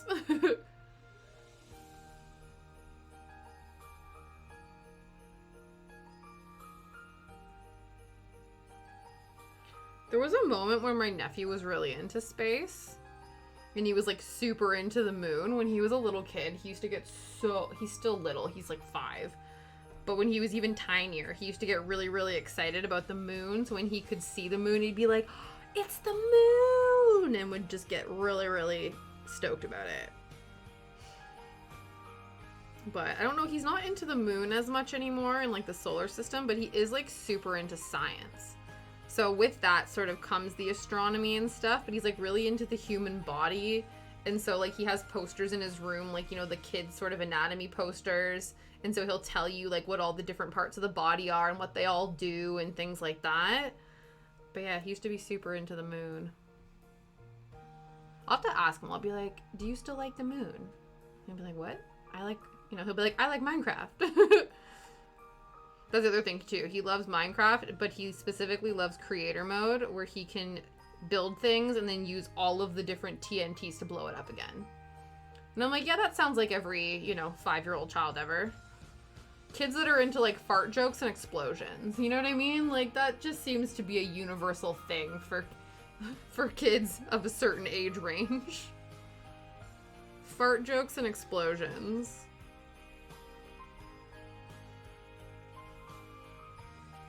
Yeah, right? Absolutely.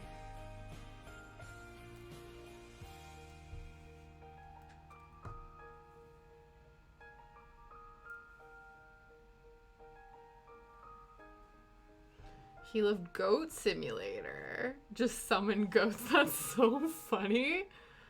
I love that.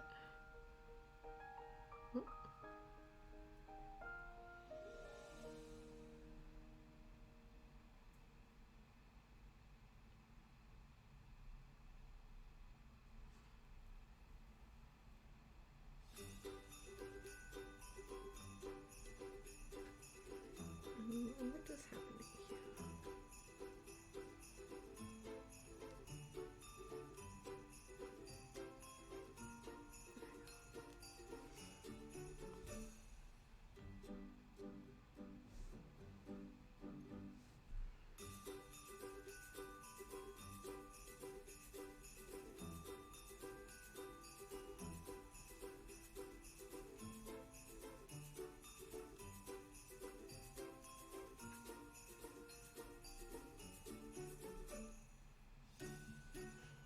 Yeah, we got him, he's been really into Lego lately as well. So we were trying to figure out what to get him for Christmas. And I was like, well, he's really into Lego and he loves Minecraft. And so I picked him up some Minecraft Lego. So hopefully he likes it. It'll be interesting to see because usually he ends up getting into a thing, like a specific thing, and then people end up like, my sister-in-law, you can just tell she gets like so overwhelmed because people like double down on the thing. So like one year, Henry's like really, or my nephew's like really into Nerf guns.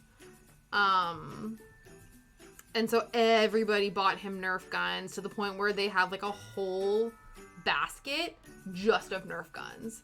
And so it's like, okay, and then he was super in, like, he still kind of likes Hot Wheels. And so it was like everybody bought him so many Hot Wheels. And so it's another thing where it's like people are going to buy him so many of the other thing. And I always feel bad because like I can always just see when certain like things get brought out or certain things get bought for him. I always look at my sister-in-law because I know the struggle of like being gifted things and having to figure out where to put them in the house. Also of Legos. Yeah, honestly, I think Legos are amazing. And same problem, right? It's like I need a place to display them. Or I guess you build them just to like, it's kind of like with puzzles, eh? Like maybe you build the Legos just to then disassemble them and then reassemble them. But then you have to like hold on to the patterns and stuff. The other thing too is all of the really cool Lego kits that are like the really big ones are very expensive.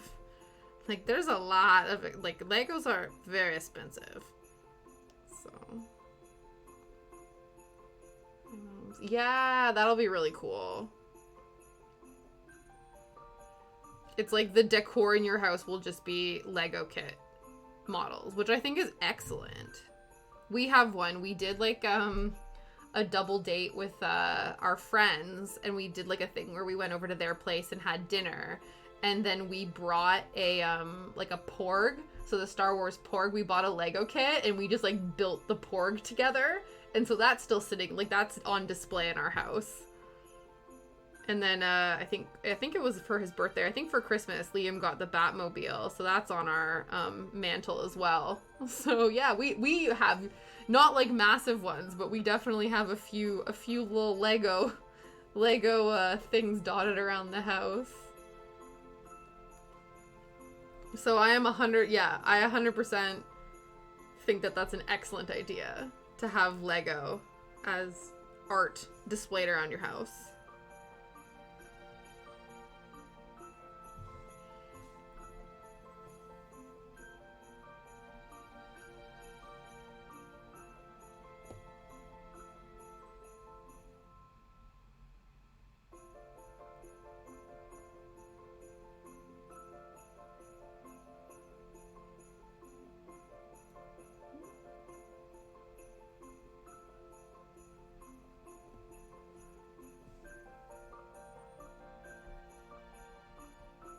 Two, three, four, 5, 6.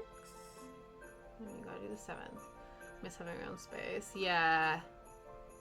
Yeah, absolutely. It's one of those, where it's like you're like craving that space, but you also know if you jump the gun and leave too soon, then it's like you're renting, and if you want to buy, and then like sometimes you're stuck in that loop a little bit.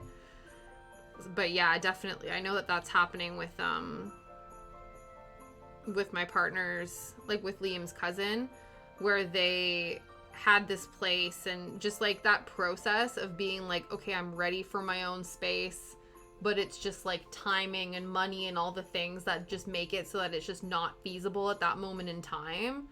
And then you're trying to, like keep, like just not step on, trying to like be independent, but also respect that you live in a shared space. You know what I mean?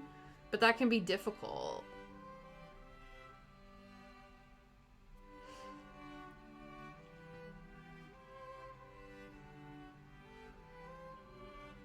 I think that happens with a lot of people, like when they've gone away. I know that happened to a lot of my friends. Like I went to university. The first time I went to university, I stayed at home. But a lot of my friends, they went away for university, and then they like they were used to living on their own for multiple years, and then like for over 4 years, and then they moved back in with their parents, and then all of a sudden their parents like are kind of like expecting them to follow the rules that they had with them when they were like in high school, and they're kind of like, well, we've survived on our own for this whole time, and now I'm back under your roof, and you're expecting, like, you're treating me like a child again, even though I have all this life experience now. So it's this fine balance, I'm sure. Oh, that's a shame. Yeah. So it's like, it's hard for him to relax because he's trying to respect the other people in the house and things. That's a tough dynamic.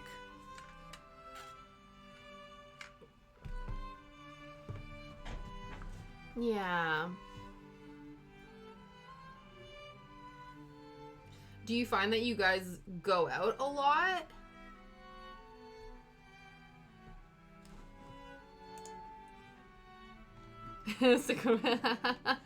Yeah, that's fair. You can't say but on Twitch.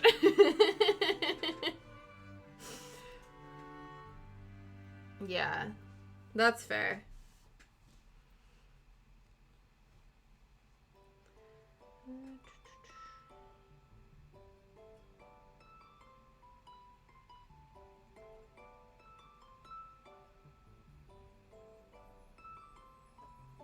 Hi, Kay. Good afternoon. I guess good morning for you. I hope you're having a good day. Oh, we got these all twisted. Why are you all twisty? What's just happened?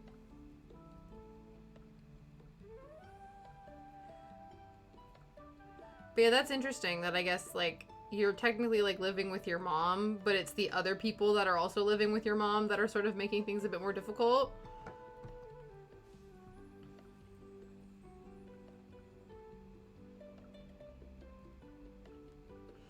Ooh. Is leaving kind of, like, on the horizon, or is it there's still going to be, like, a bit more time before that happens? We got flurries outside. Yeah, absolutely. Oh, yeah, do some cozy sewing. Lurk away. Always appreciate the lurks.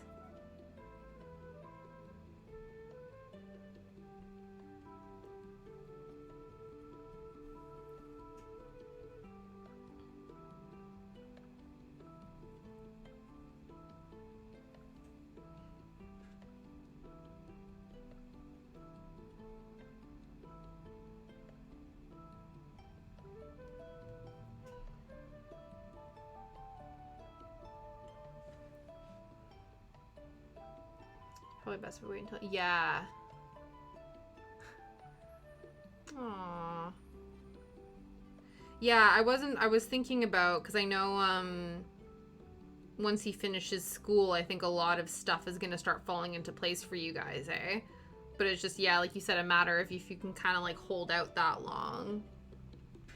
That's interesting. Do you, like, is it one of those things where, like, you could have a conversation with your cousin about it, or is it one of those where it's like they're a bit too fragile to have those sorts of conversations, and so you kind of have to be the bigger person and sort of like tiptoe around that, you know what I mean?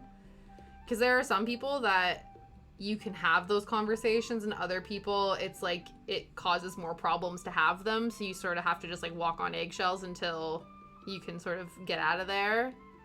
Yeah. That sucks.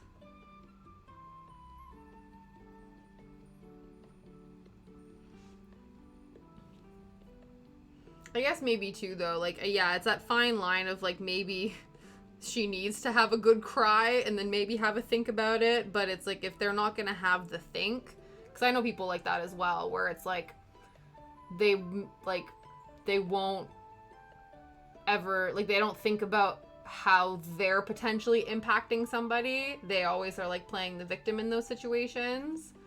So that can be difficult. Yeah. Hi, Ray. Good morning. How are you?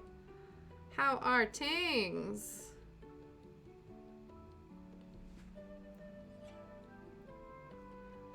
One, two.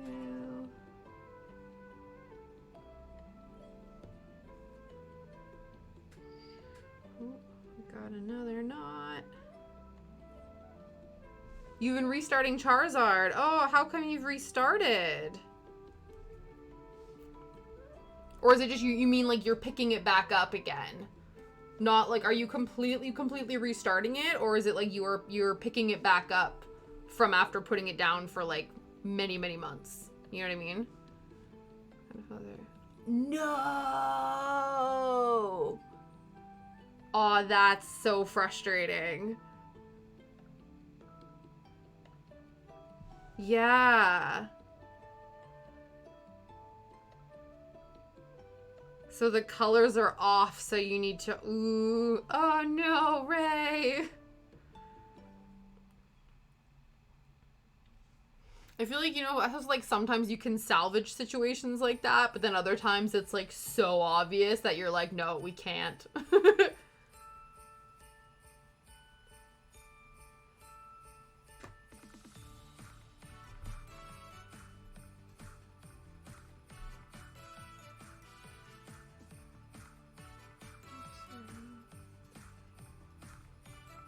Yeah.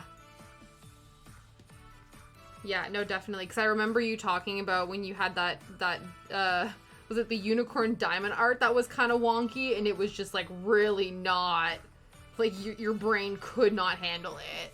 So yeah, this probably would be the absolute worst.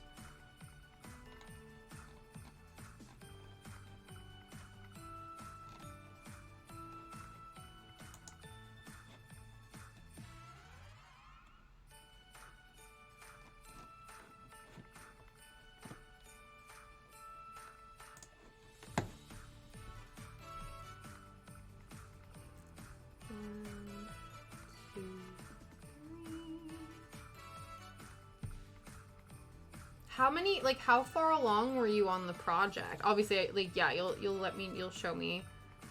Because I feel like you had put a decent amount of hours into it.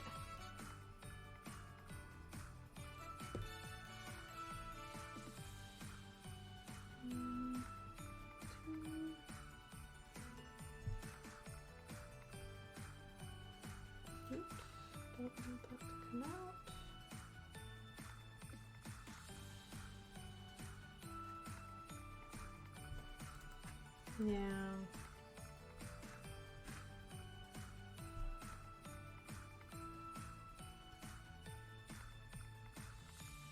Okay, let me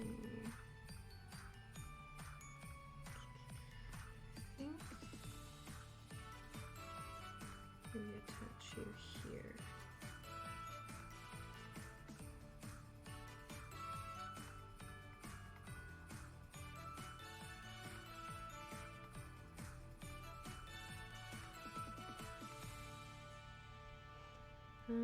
Hang on, I'm just trying to remember where this goes. Okay, no, I feel like I was correct in where. I've got to trust myself. Trust that I know what I'm doing.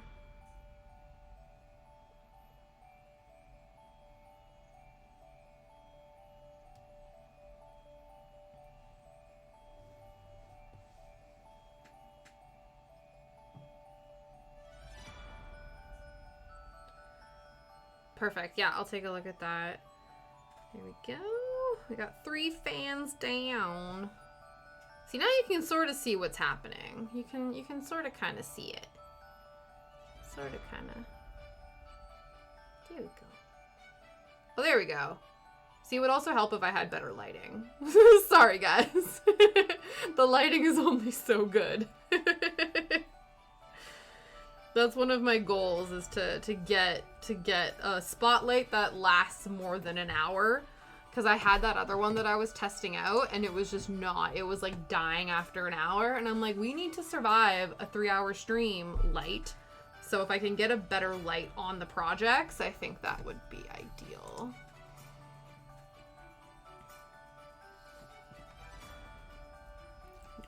Oh my goodness. Oh, Ray. That's so sad. Could you just, like, would you frog all of that? Because you did, like, the whole first half of that. Or is it just, like, you know, throw it in the bin, burn it, start again sort of thing? Because it is just, yeah. You could just frog the ever-loving shit out of that part.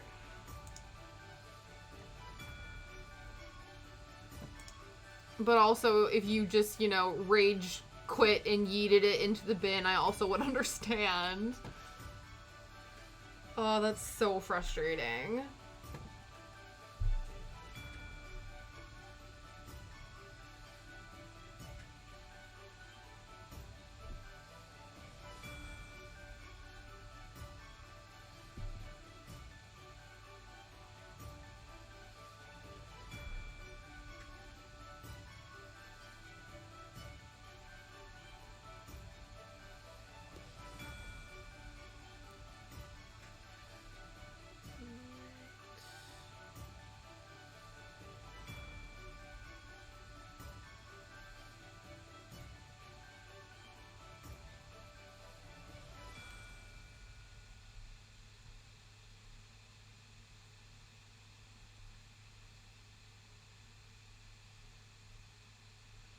Jeez.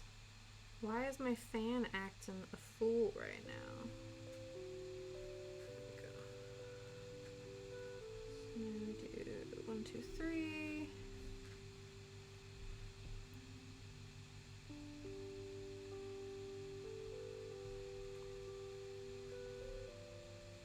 Okay, yeah, so you are restarting. You're doing it on white as well. Is that just because you didn't have any more black? It's full coverage, so it kind of doesn't matter what color you're using, eh? I'm glad you're happy with it. As long as you're happy with the outcome, you know what I mean? Like, that's what needs to matter. Because there's no point in working on a project if you're not going to enjoy it. So that's good. I'm glad. It's crappy that that happened, but the fact that you're in a happier place restarting it, then that's the main thing.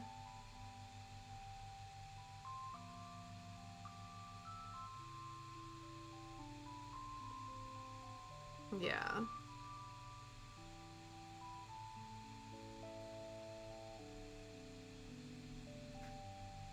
Exactly. Yeah, there's no weird little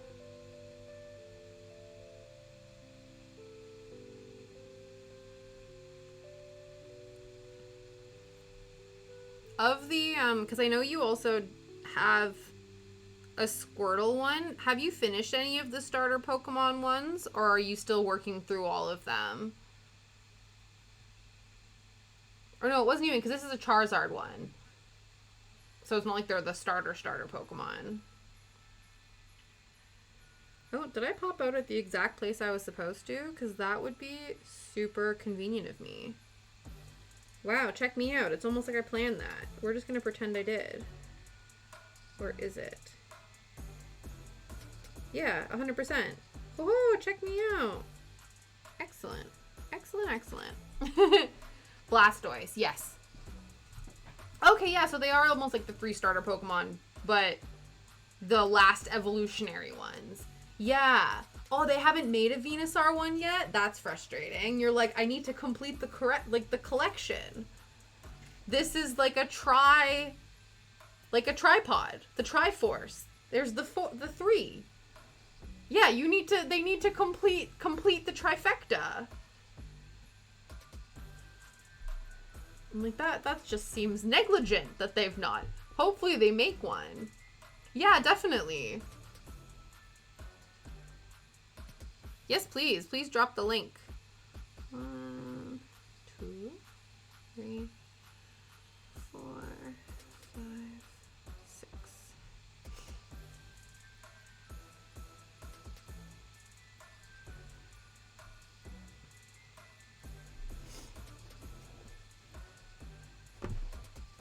Oh, my butt's getting numb. I need to stretch.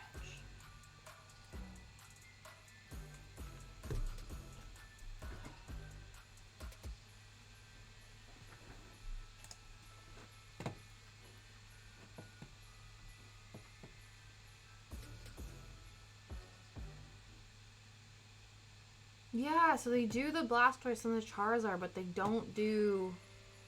That's so silly. The Mario Bros. One is cool. I have a few gaming ones. Actually, one of the things I want to make my brother, I have a couple Sonic the Hedgehog ones. So my goal is to make those for him eventually. I have so many, like, patterns that I have that are, like, to make for other people eventually for presents when I sometimes get it, like, at some point get around to them. You do have the Mario Bros. One. I do like that one as well. But yeah, it's just so many projects, so little time, you know?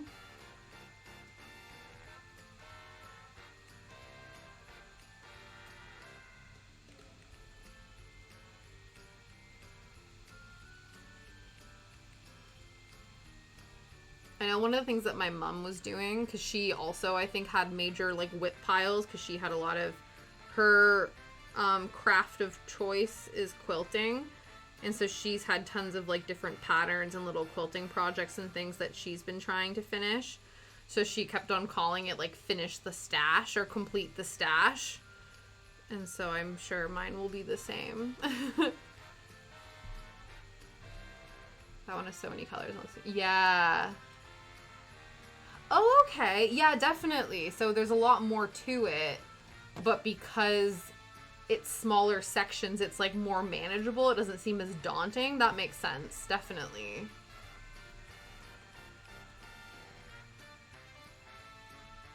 Yeah, because the black, like, those are full coverage, and it's also, like, full coverage of a lot of colors, you know? So, absolutely.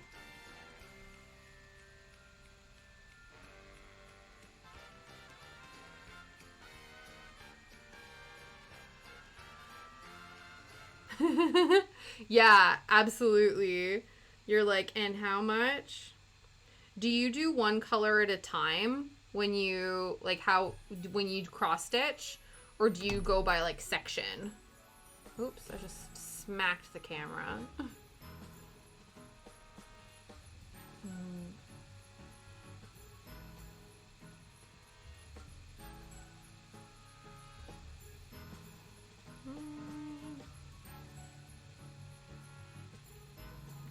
Cool. Start by section. Yeah. Yeah, definitely. Because I think depending on the project, I'll usually...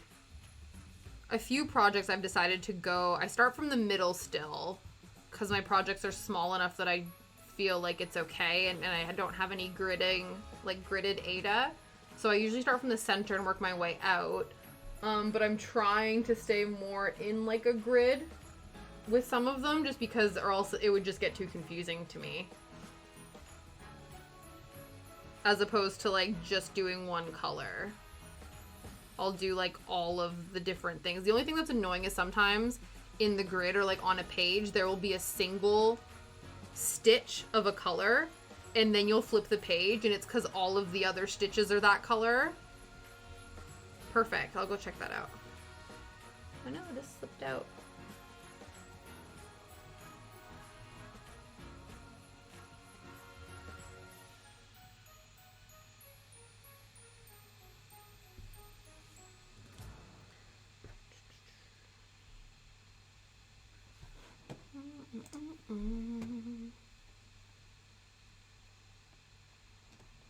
Okay, yeah.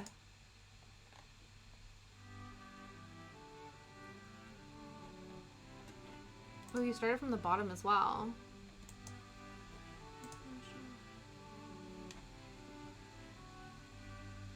I like your needle minder. Coffee chocolate cross stitch. That's awesome.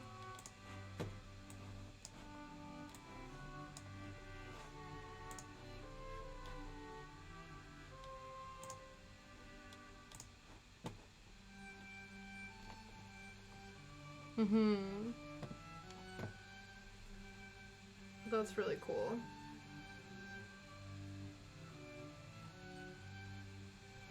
And those are kits, right? So it has all of the colors with them?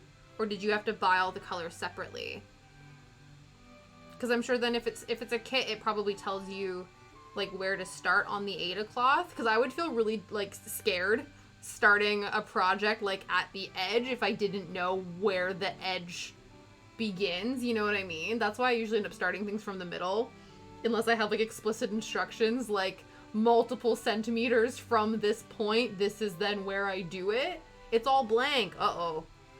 I feel like that's very brave of you to, I guess maybe if you've been doing it or you sort of know where it is. Because I would worry if I started too short or too low. You measured it, yeah. Maybe you're just more finesse. I think I don't trust myself, so I just go, and we start from the center. But yeah, maybe if I measured a bit more, then it would make more sense. Because it's probably really satisfying when you start from the bottom of a project and you slowly like build your way up. I'm sure it's quite satisfying for that.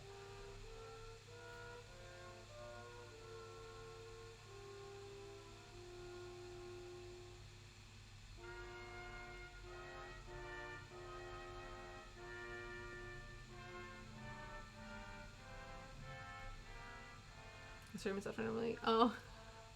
Oh no! Oh, do you get hangry, cat? Because I'm one of those too where like I'm so like clockwork when it comes to the times that I eat that yeah, if we try to push that any more than 30 minutes, that sounds that's dangerous. That's hanger categories as well. Each of those patterns is 16 count. And just okay. Oh, so it's gonna be bigger, right? Yeah. The smaller the size, the bigger the pattern. Like, the bigger the holes. The smaller the number. That'll be nice.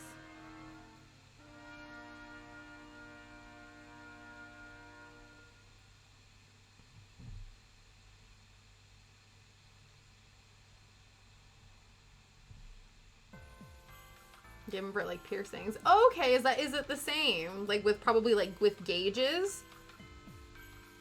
That's cool. That's a clever way to remember, if that's something you're aware of. Yeah.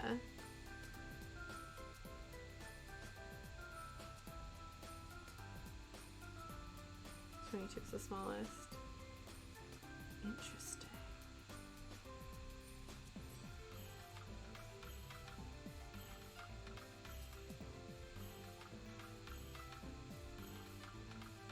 Okay. Yeah. Earring size is 22. Interesting. I didn't know that.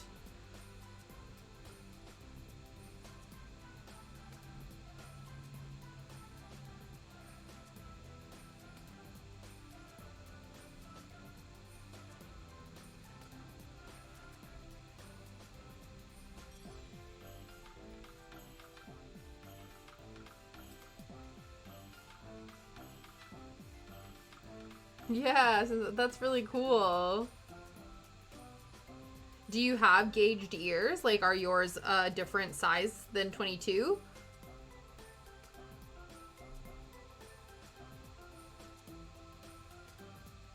Ooh. Ooh. Beads are trying to escape. Do you? Yeah. I remember I had my ears pierced as a kid, and then they closed, and then I got them re-pierced, and then, yeah. I still have them. Like, every once in a while I'll put earrings in, but it's very rare.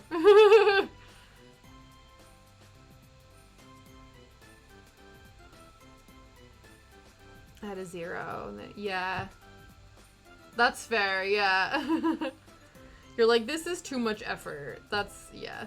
That's usually where I give up with things as well. I'm like, this is too much effort that I'm willing to put into this. Let's not do that anymore.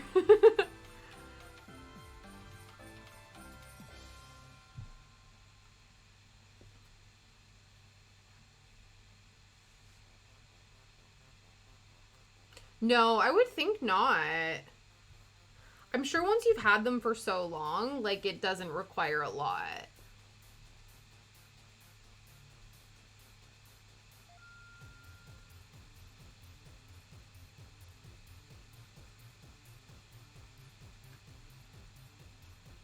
Yeah, I'm sure it's one of those, like, when you first get it, you're supposed to do, like, a saltwater gargle or whatever, just to make sure that everything's okay. But it's like, after that point, I feel like it's not. Yeah. Oh, I'm sure tongue rings would be really difficult. Yeah, I feel like it's one of those where people just, like, they'll change if you have, like, one of those, like, what is it, like barbell sort of rings, ones that have like little balls on it. Like, you could interchange the little ball bearing, like the little balls on either end of it. But other than that, yeah, to actually physically take them out, I think would be a big pain in the ass. It'd be such a hassle.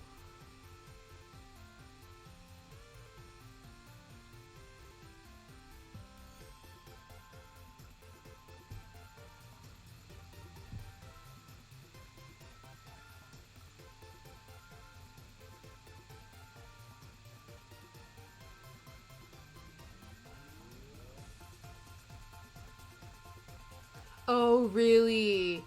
Yeah. Oh, yeah, I would assume if you, yeah, oh.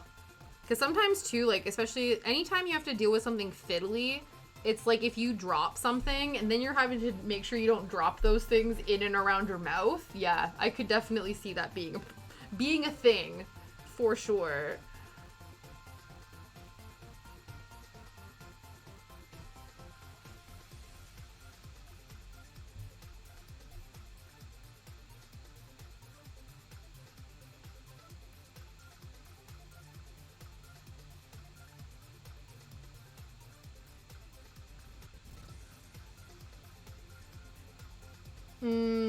That's the other thing too I've heard, especially if people like play with their tongue rings or their lip rings and they go up against their teeth and stuff, they can sort of grind it down and things.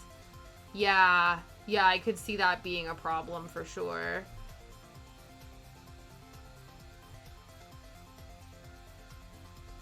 That's good though. So it seems like through enough trial and error, you figured out what works, and you were like, that's it, we're sticking to it. Which I feel like is the best way to go about things, you know? You do trial and error, and then you go, this is actually the best of all of the things. This will cause the least problems, and it feels the best, so we're gonna do it that way.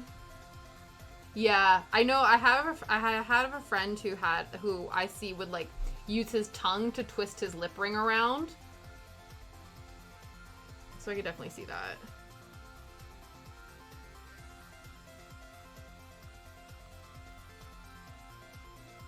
Yeah, so you want to make sure, especially if you know you're prone to sort of fiddling with it and stuff, that you want one that's not going to damage you while you do that.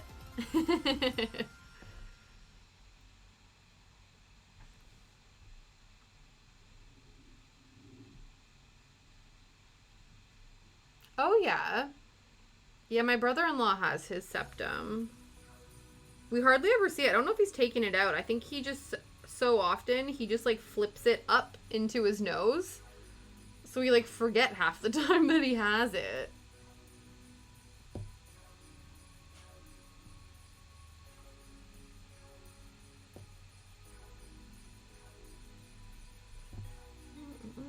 One, two, three, four, five. Two more.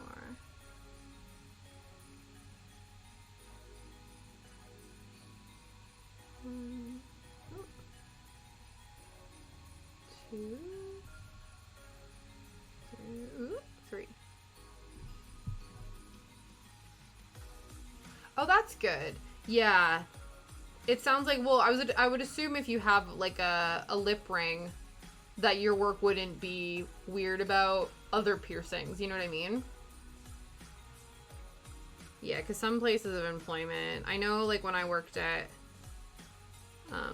Pandora, we couldn't have like funky colored hair and stuff and different things like that, which was annoying though because we were franchised, and so like the actual like corporate Pandora, they got to a point where they stopped caring and their whole thing is like being funky and individual, but our franchisee was like no.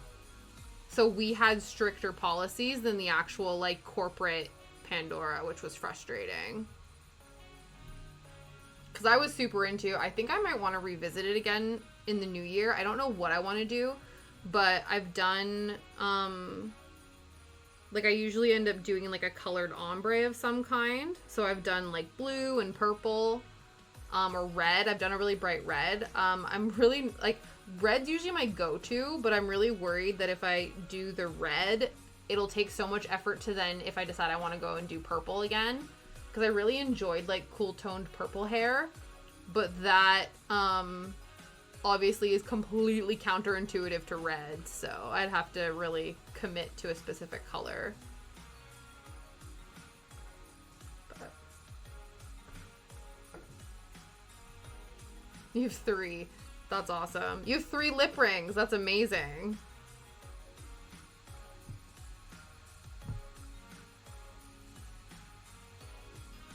Yeah. Did you do full head of hair? Yeah, that's the only thing too. Mine, when I would do the blue, it would also fade into this like weird green color, but sometimes it would work.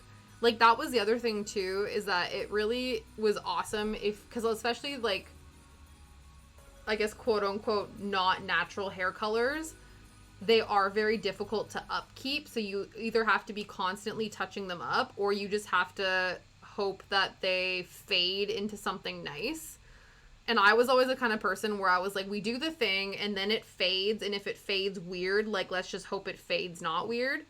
And so for the most part everything would turn out okay. But yeah, I definitely went through the like awkward green color phase. Snake bites and then the middle. Okay, yeah. So they're all on the bottom.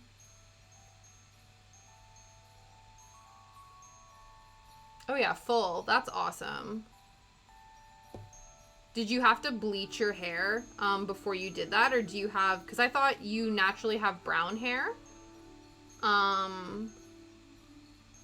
Or... Yeah, you can if you want to. Maybe put it in the like tattoo section. I'll update the Discord to be tattoos and piercings. And you can pop it in there.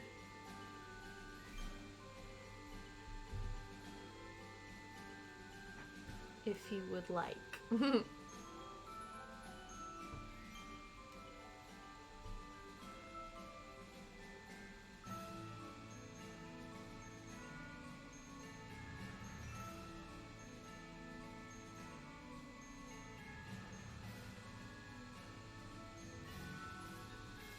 I did highlights. They were lighter blue and dark blue. Okay. That's really cool. Yeah.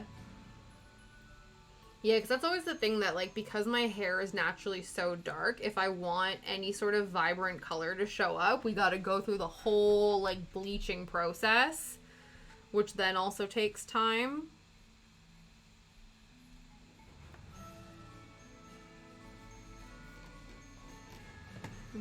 Lately, I've been trying to dye my hair plum without bleaching.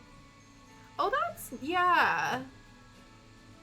That's the thing too, right? Where sometimes, I know I've dyed my hair like these kind of dark red colors or things where what happens is it's like, you can't really see it, but then the light will hit it and you almost get this like nice glint of a color. But yeah, if you want vibrant, it's so difficult to achieve without like actually. Okay, oh, that's really cute.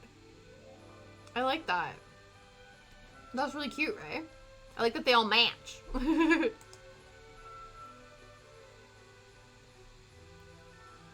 Yeah. That's nice though. Dark burgundy sounds nice. But yeah, when you're trying to get maybe like... I remember too when like the pastel hair color like shades kind of got really big. And I was like, I will never be able to achieve that. My hair just will not. My hair could never pastel. We could do bright, but I don't think we could ever pastel. And I have to just accept that. Unless I want to, like, literally, like, bleach the absolute shit out of my hair. Yeah. Absolutely. It's like, ain't nobody got time for that. I think that's the other reason too why when I do those sorts of things I go for the ombre, because then if it grows out it doesn't look weird because it's already like partially grown out, you know what I mean? Went to school for Cosmo in 2 days. That's amazing. Yeah.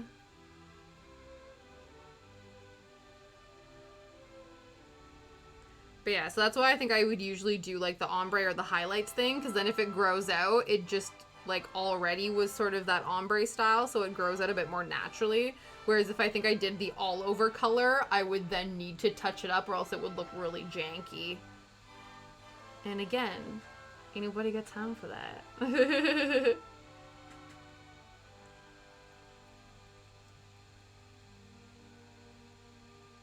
Flames next time. Flames on your hair? That's wild. I guess if you've been sort of, if, again, some people, if they, again, you went to the cosmetology school, you sort of, like, know your way around that kind of stuff, you can get really into, and, like, get really intricate with things. Yeah. I think I'm not to pastels. Yeah, exactly. Or not yellow, exactly, right? The yellowing of the bleach is, yes. Absolutely.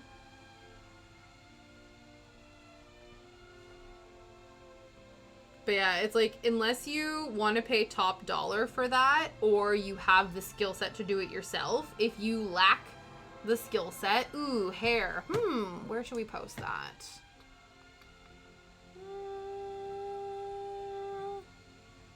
I feel like that's a creative project. So I feel like intricate dyed hair is a creative project, Ray. I feel like that's where it should belong. That feels appropriate. Oh, that's nice. See, that's the thing. You gotta, once you know the people with the things. Oh, that's gonna look really cool. Yeah, that'll be really nice.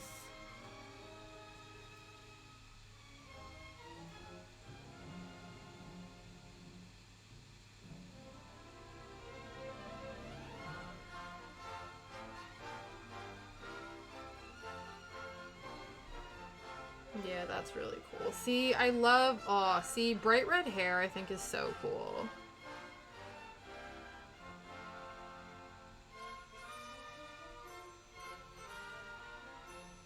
It'll all be in the front. That'll look really nice.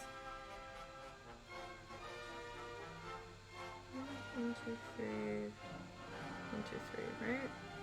1, 2, 3, 1, 2, 3. Yes, okay. Cool, cool.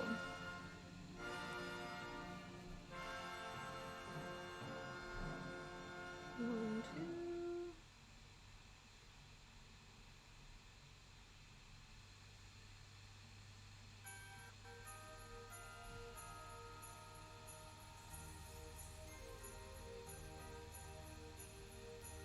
Pocahontas.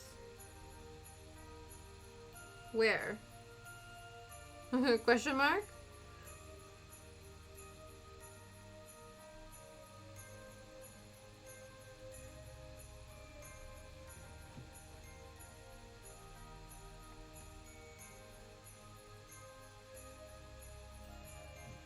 Oh, the last song sounded like it? It did it? That's funny. Yeah, I have no idea. This is like a holiday playlist. Apparently the song was called Christmas Traditions. Every once in a while there are songs that come up on here, like not necessarily the holiday playlist, but just the playlist in general, that I'm like, you definitely sound like you should be somewhere else. So I wouldn't be surprised if you would get those vibes from some of these.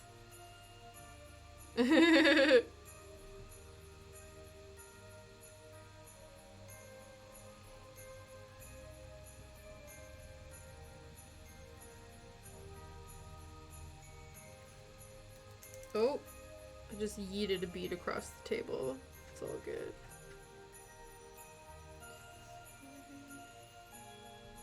Oh, finally!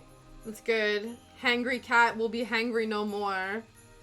It is the thing though, when you get to the point of hanger, it's like you need to eat and there needs to be like a solid like 15 minutes for everything to digest and things. You know what I mean?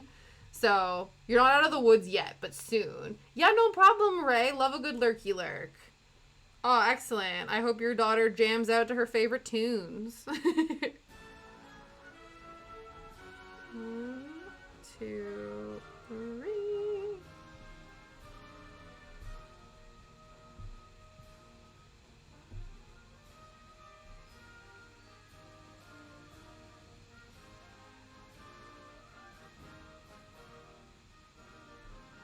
Yeah, I ate like 10 mini pretzels.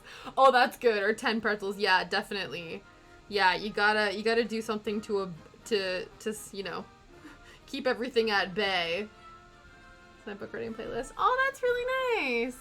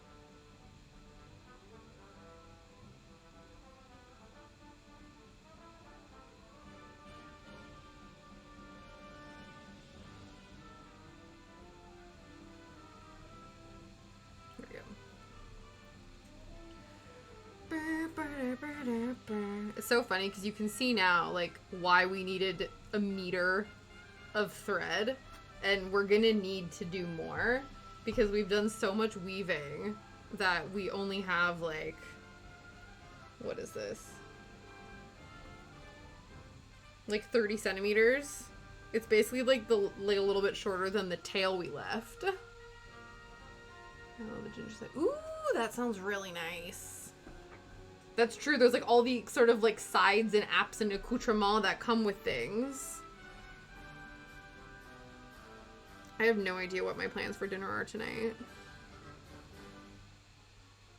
We made pasta, and we had leftover pasta yesterday, and there's still technically enough to do leftover pasta again.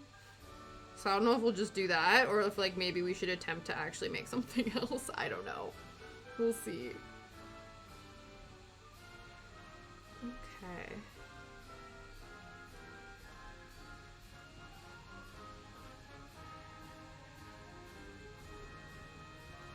Leftover fettuccine tonight. Ooh, oh, yakisoba. I've never had it, but it looks incredible. That's gonna be so tasty.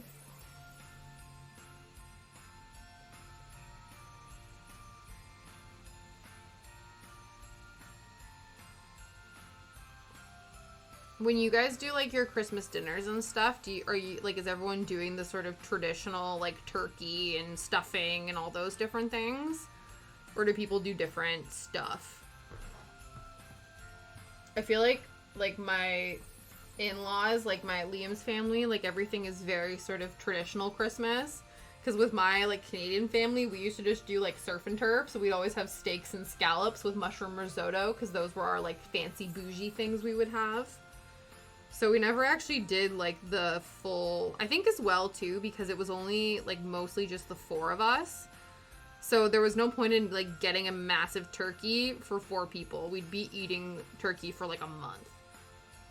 So yeah, it was just never a thing. 2, 3, 4, 5, 6.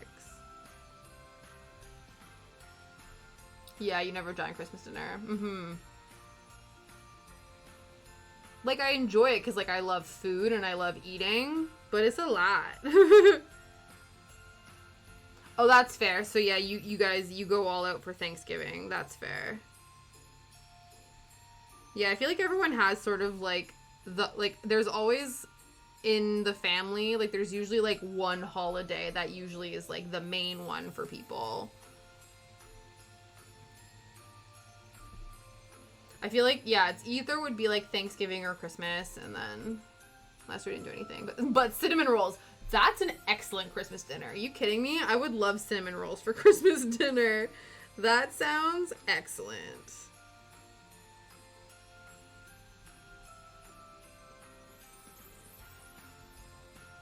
If I didn't have celiac disease and wasn't gluten-free, I would love to do like the KFC Christmas dinner that they do in Japan. Like just one year, just be like, fuck it, let's order KFC. But I can't eat anything at KFC except for their corn and their mashed potatoes, so it wouldn't be as exciting. I'm going to make the TikTok ones where you sort them in heavy cream. Ooh, I've not heard or seen that. That sounds decadent. That sounds decadent AF. Yeah, I can't remember the last time I've had a cinnamon roll.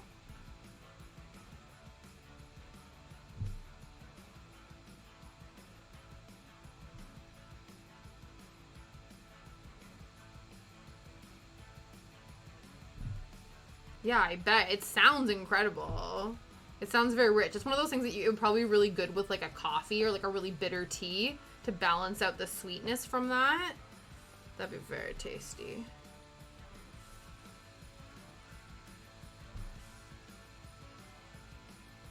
I think we'll probably get to do one more circle.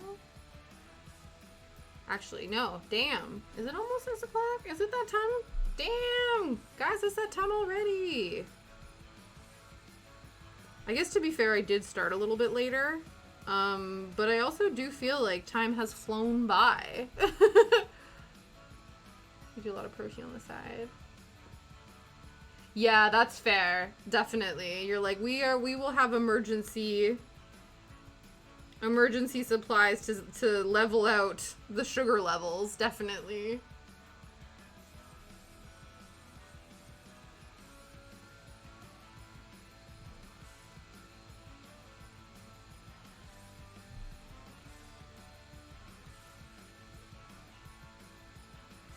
Okay, I'm gonna finish this last little triangle, and then we're gonna go find a friend to raid.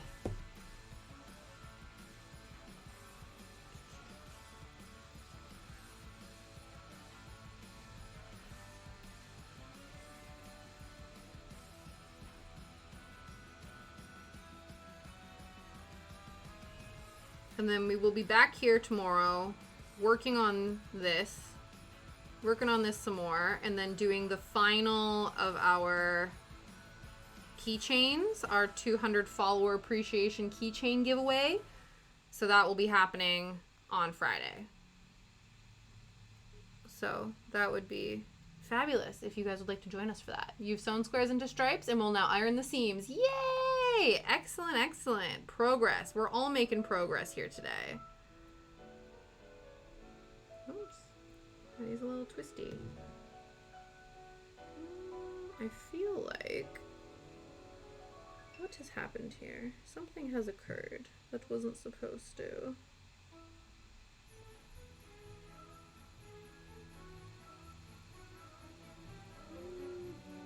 There we go.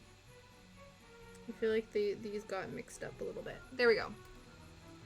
Oh yeah, that's true! You probably will be. But you've already won, so. That'll be so exciting though. You'll have to post the tattoo in the Discord when you get it. I'm really excited to see it. Unless it's really icy and you don't leave the house. If in which case, so if I see you tomorrow, that'll mean it's too icy and cold to leave the house. But if I don't see you tomorrow, then that means you're currently getting tattooed. You are currently getting inked. And that is a-okay. Okay, so there's what we've done so far, friends. It's very pretty. There we go. The angle might be, you can see the shiny better this way. You can see the glitters. Very good. Very, very good. It's looking very festive. It's the most festive bracelet in all the land. You really can't see shit from the camera. There we go. That's a bit better. Let's go see which of our friends is online.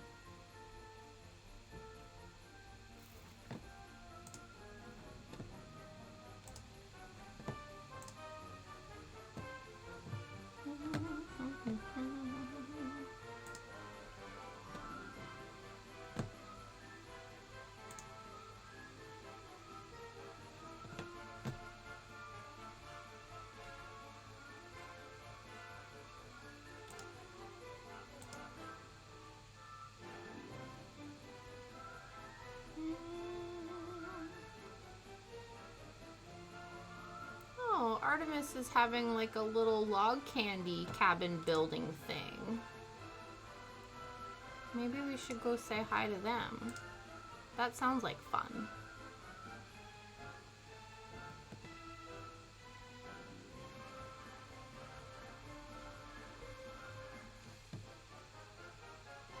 Okay, let's go do that. Let's go see them.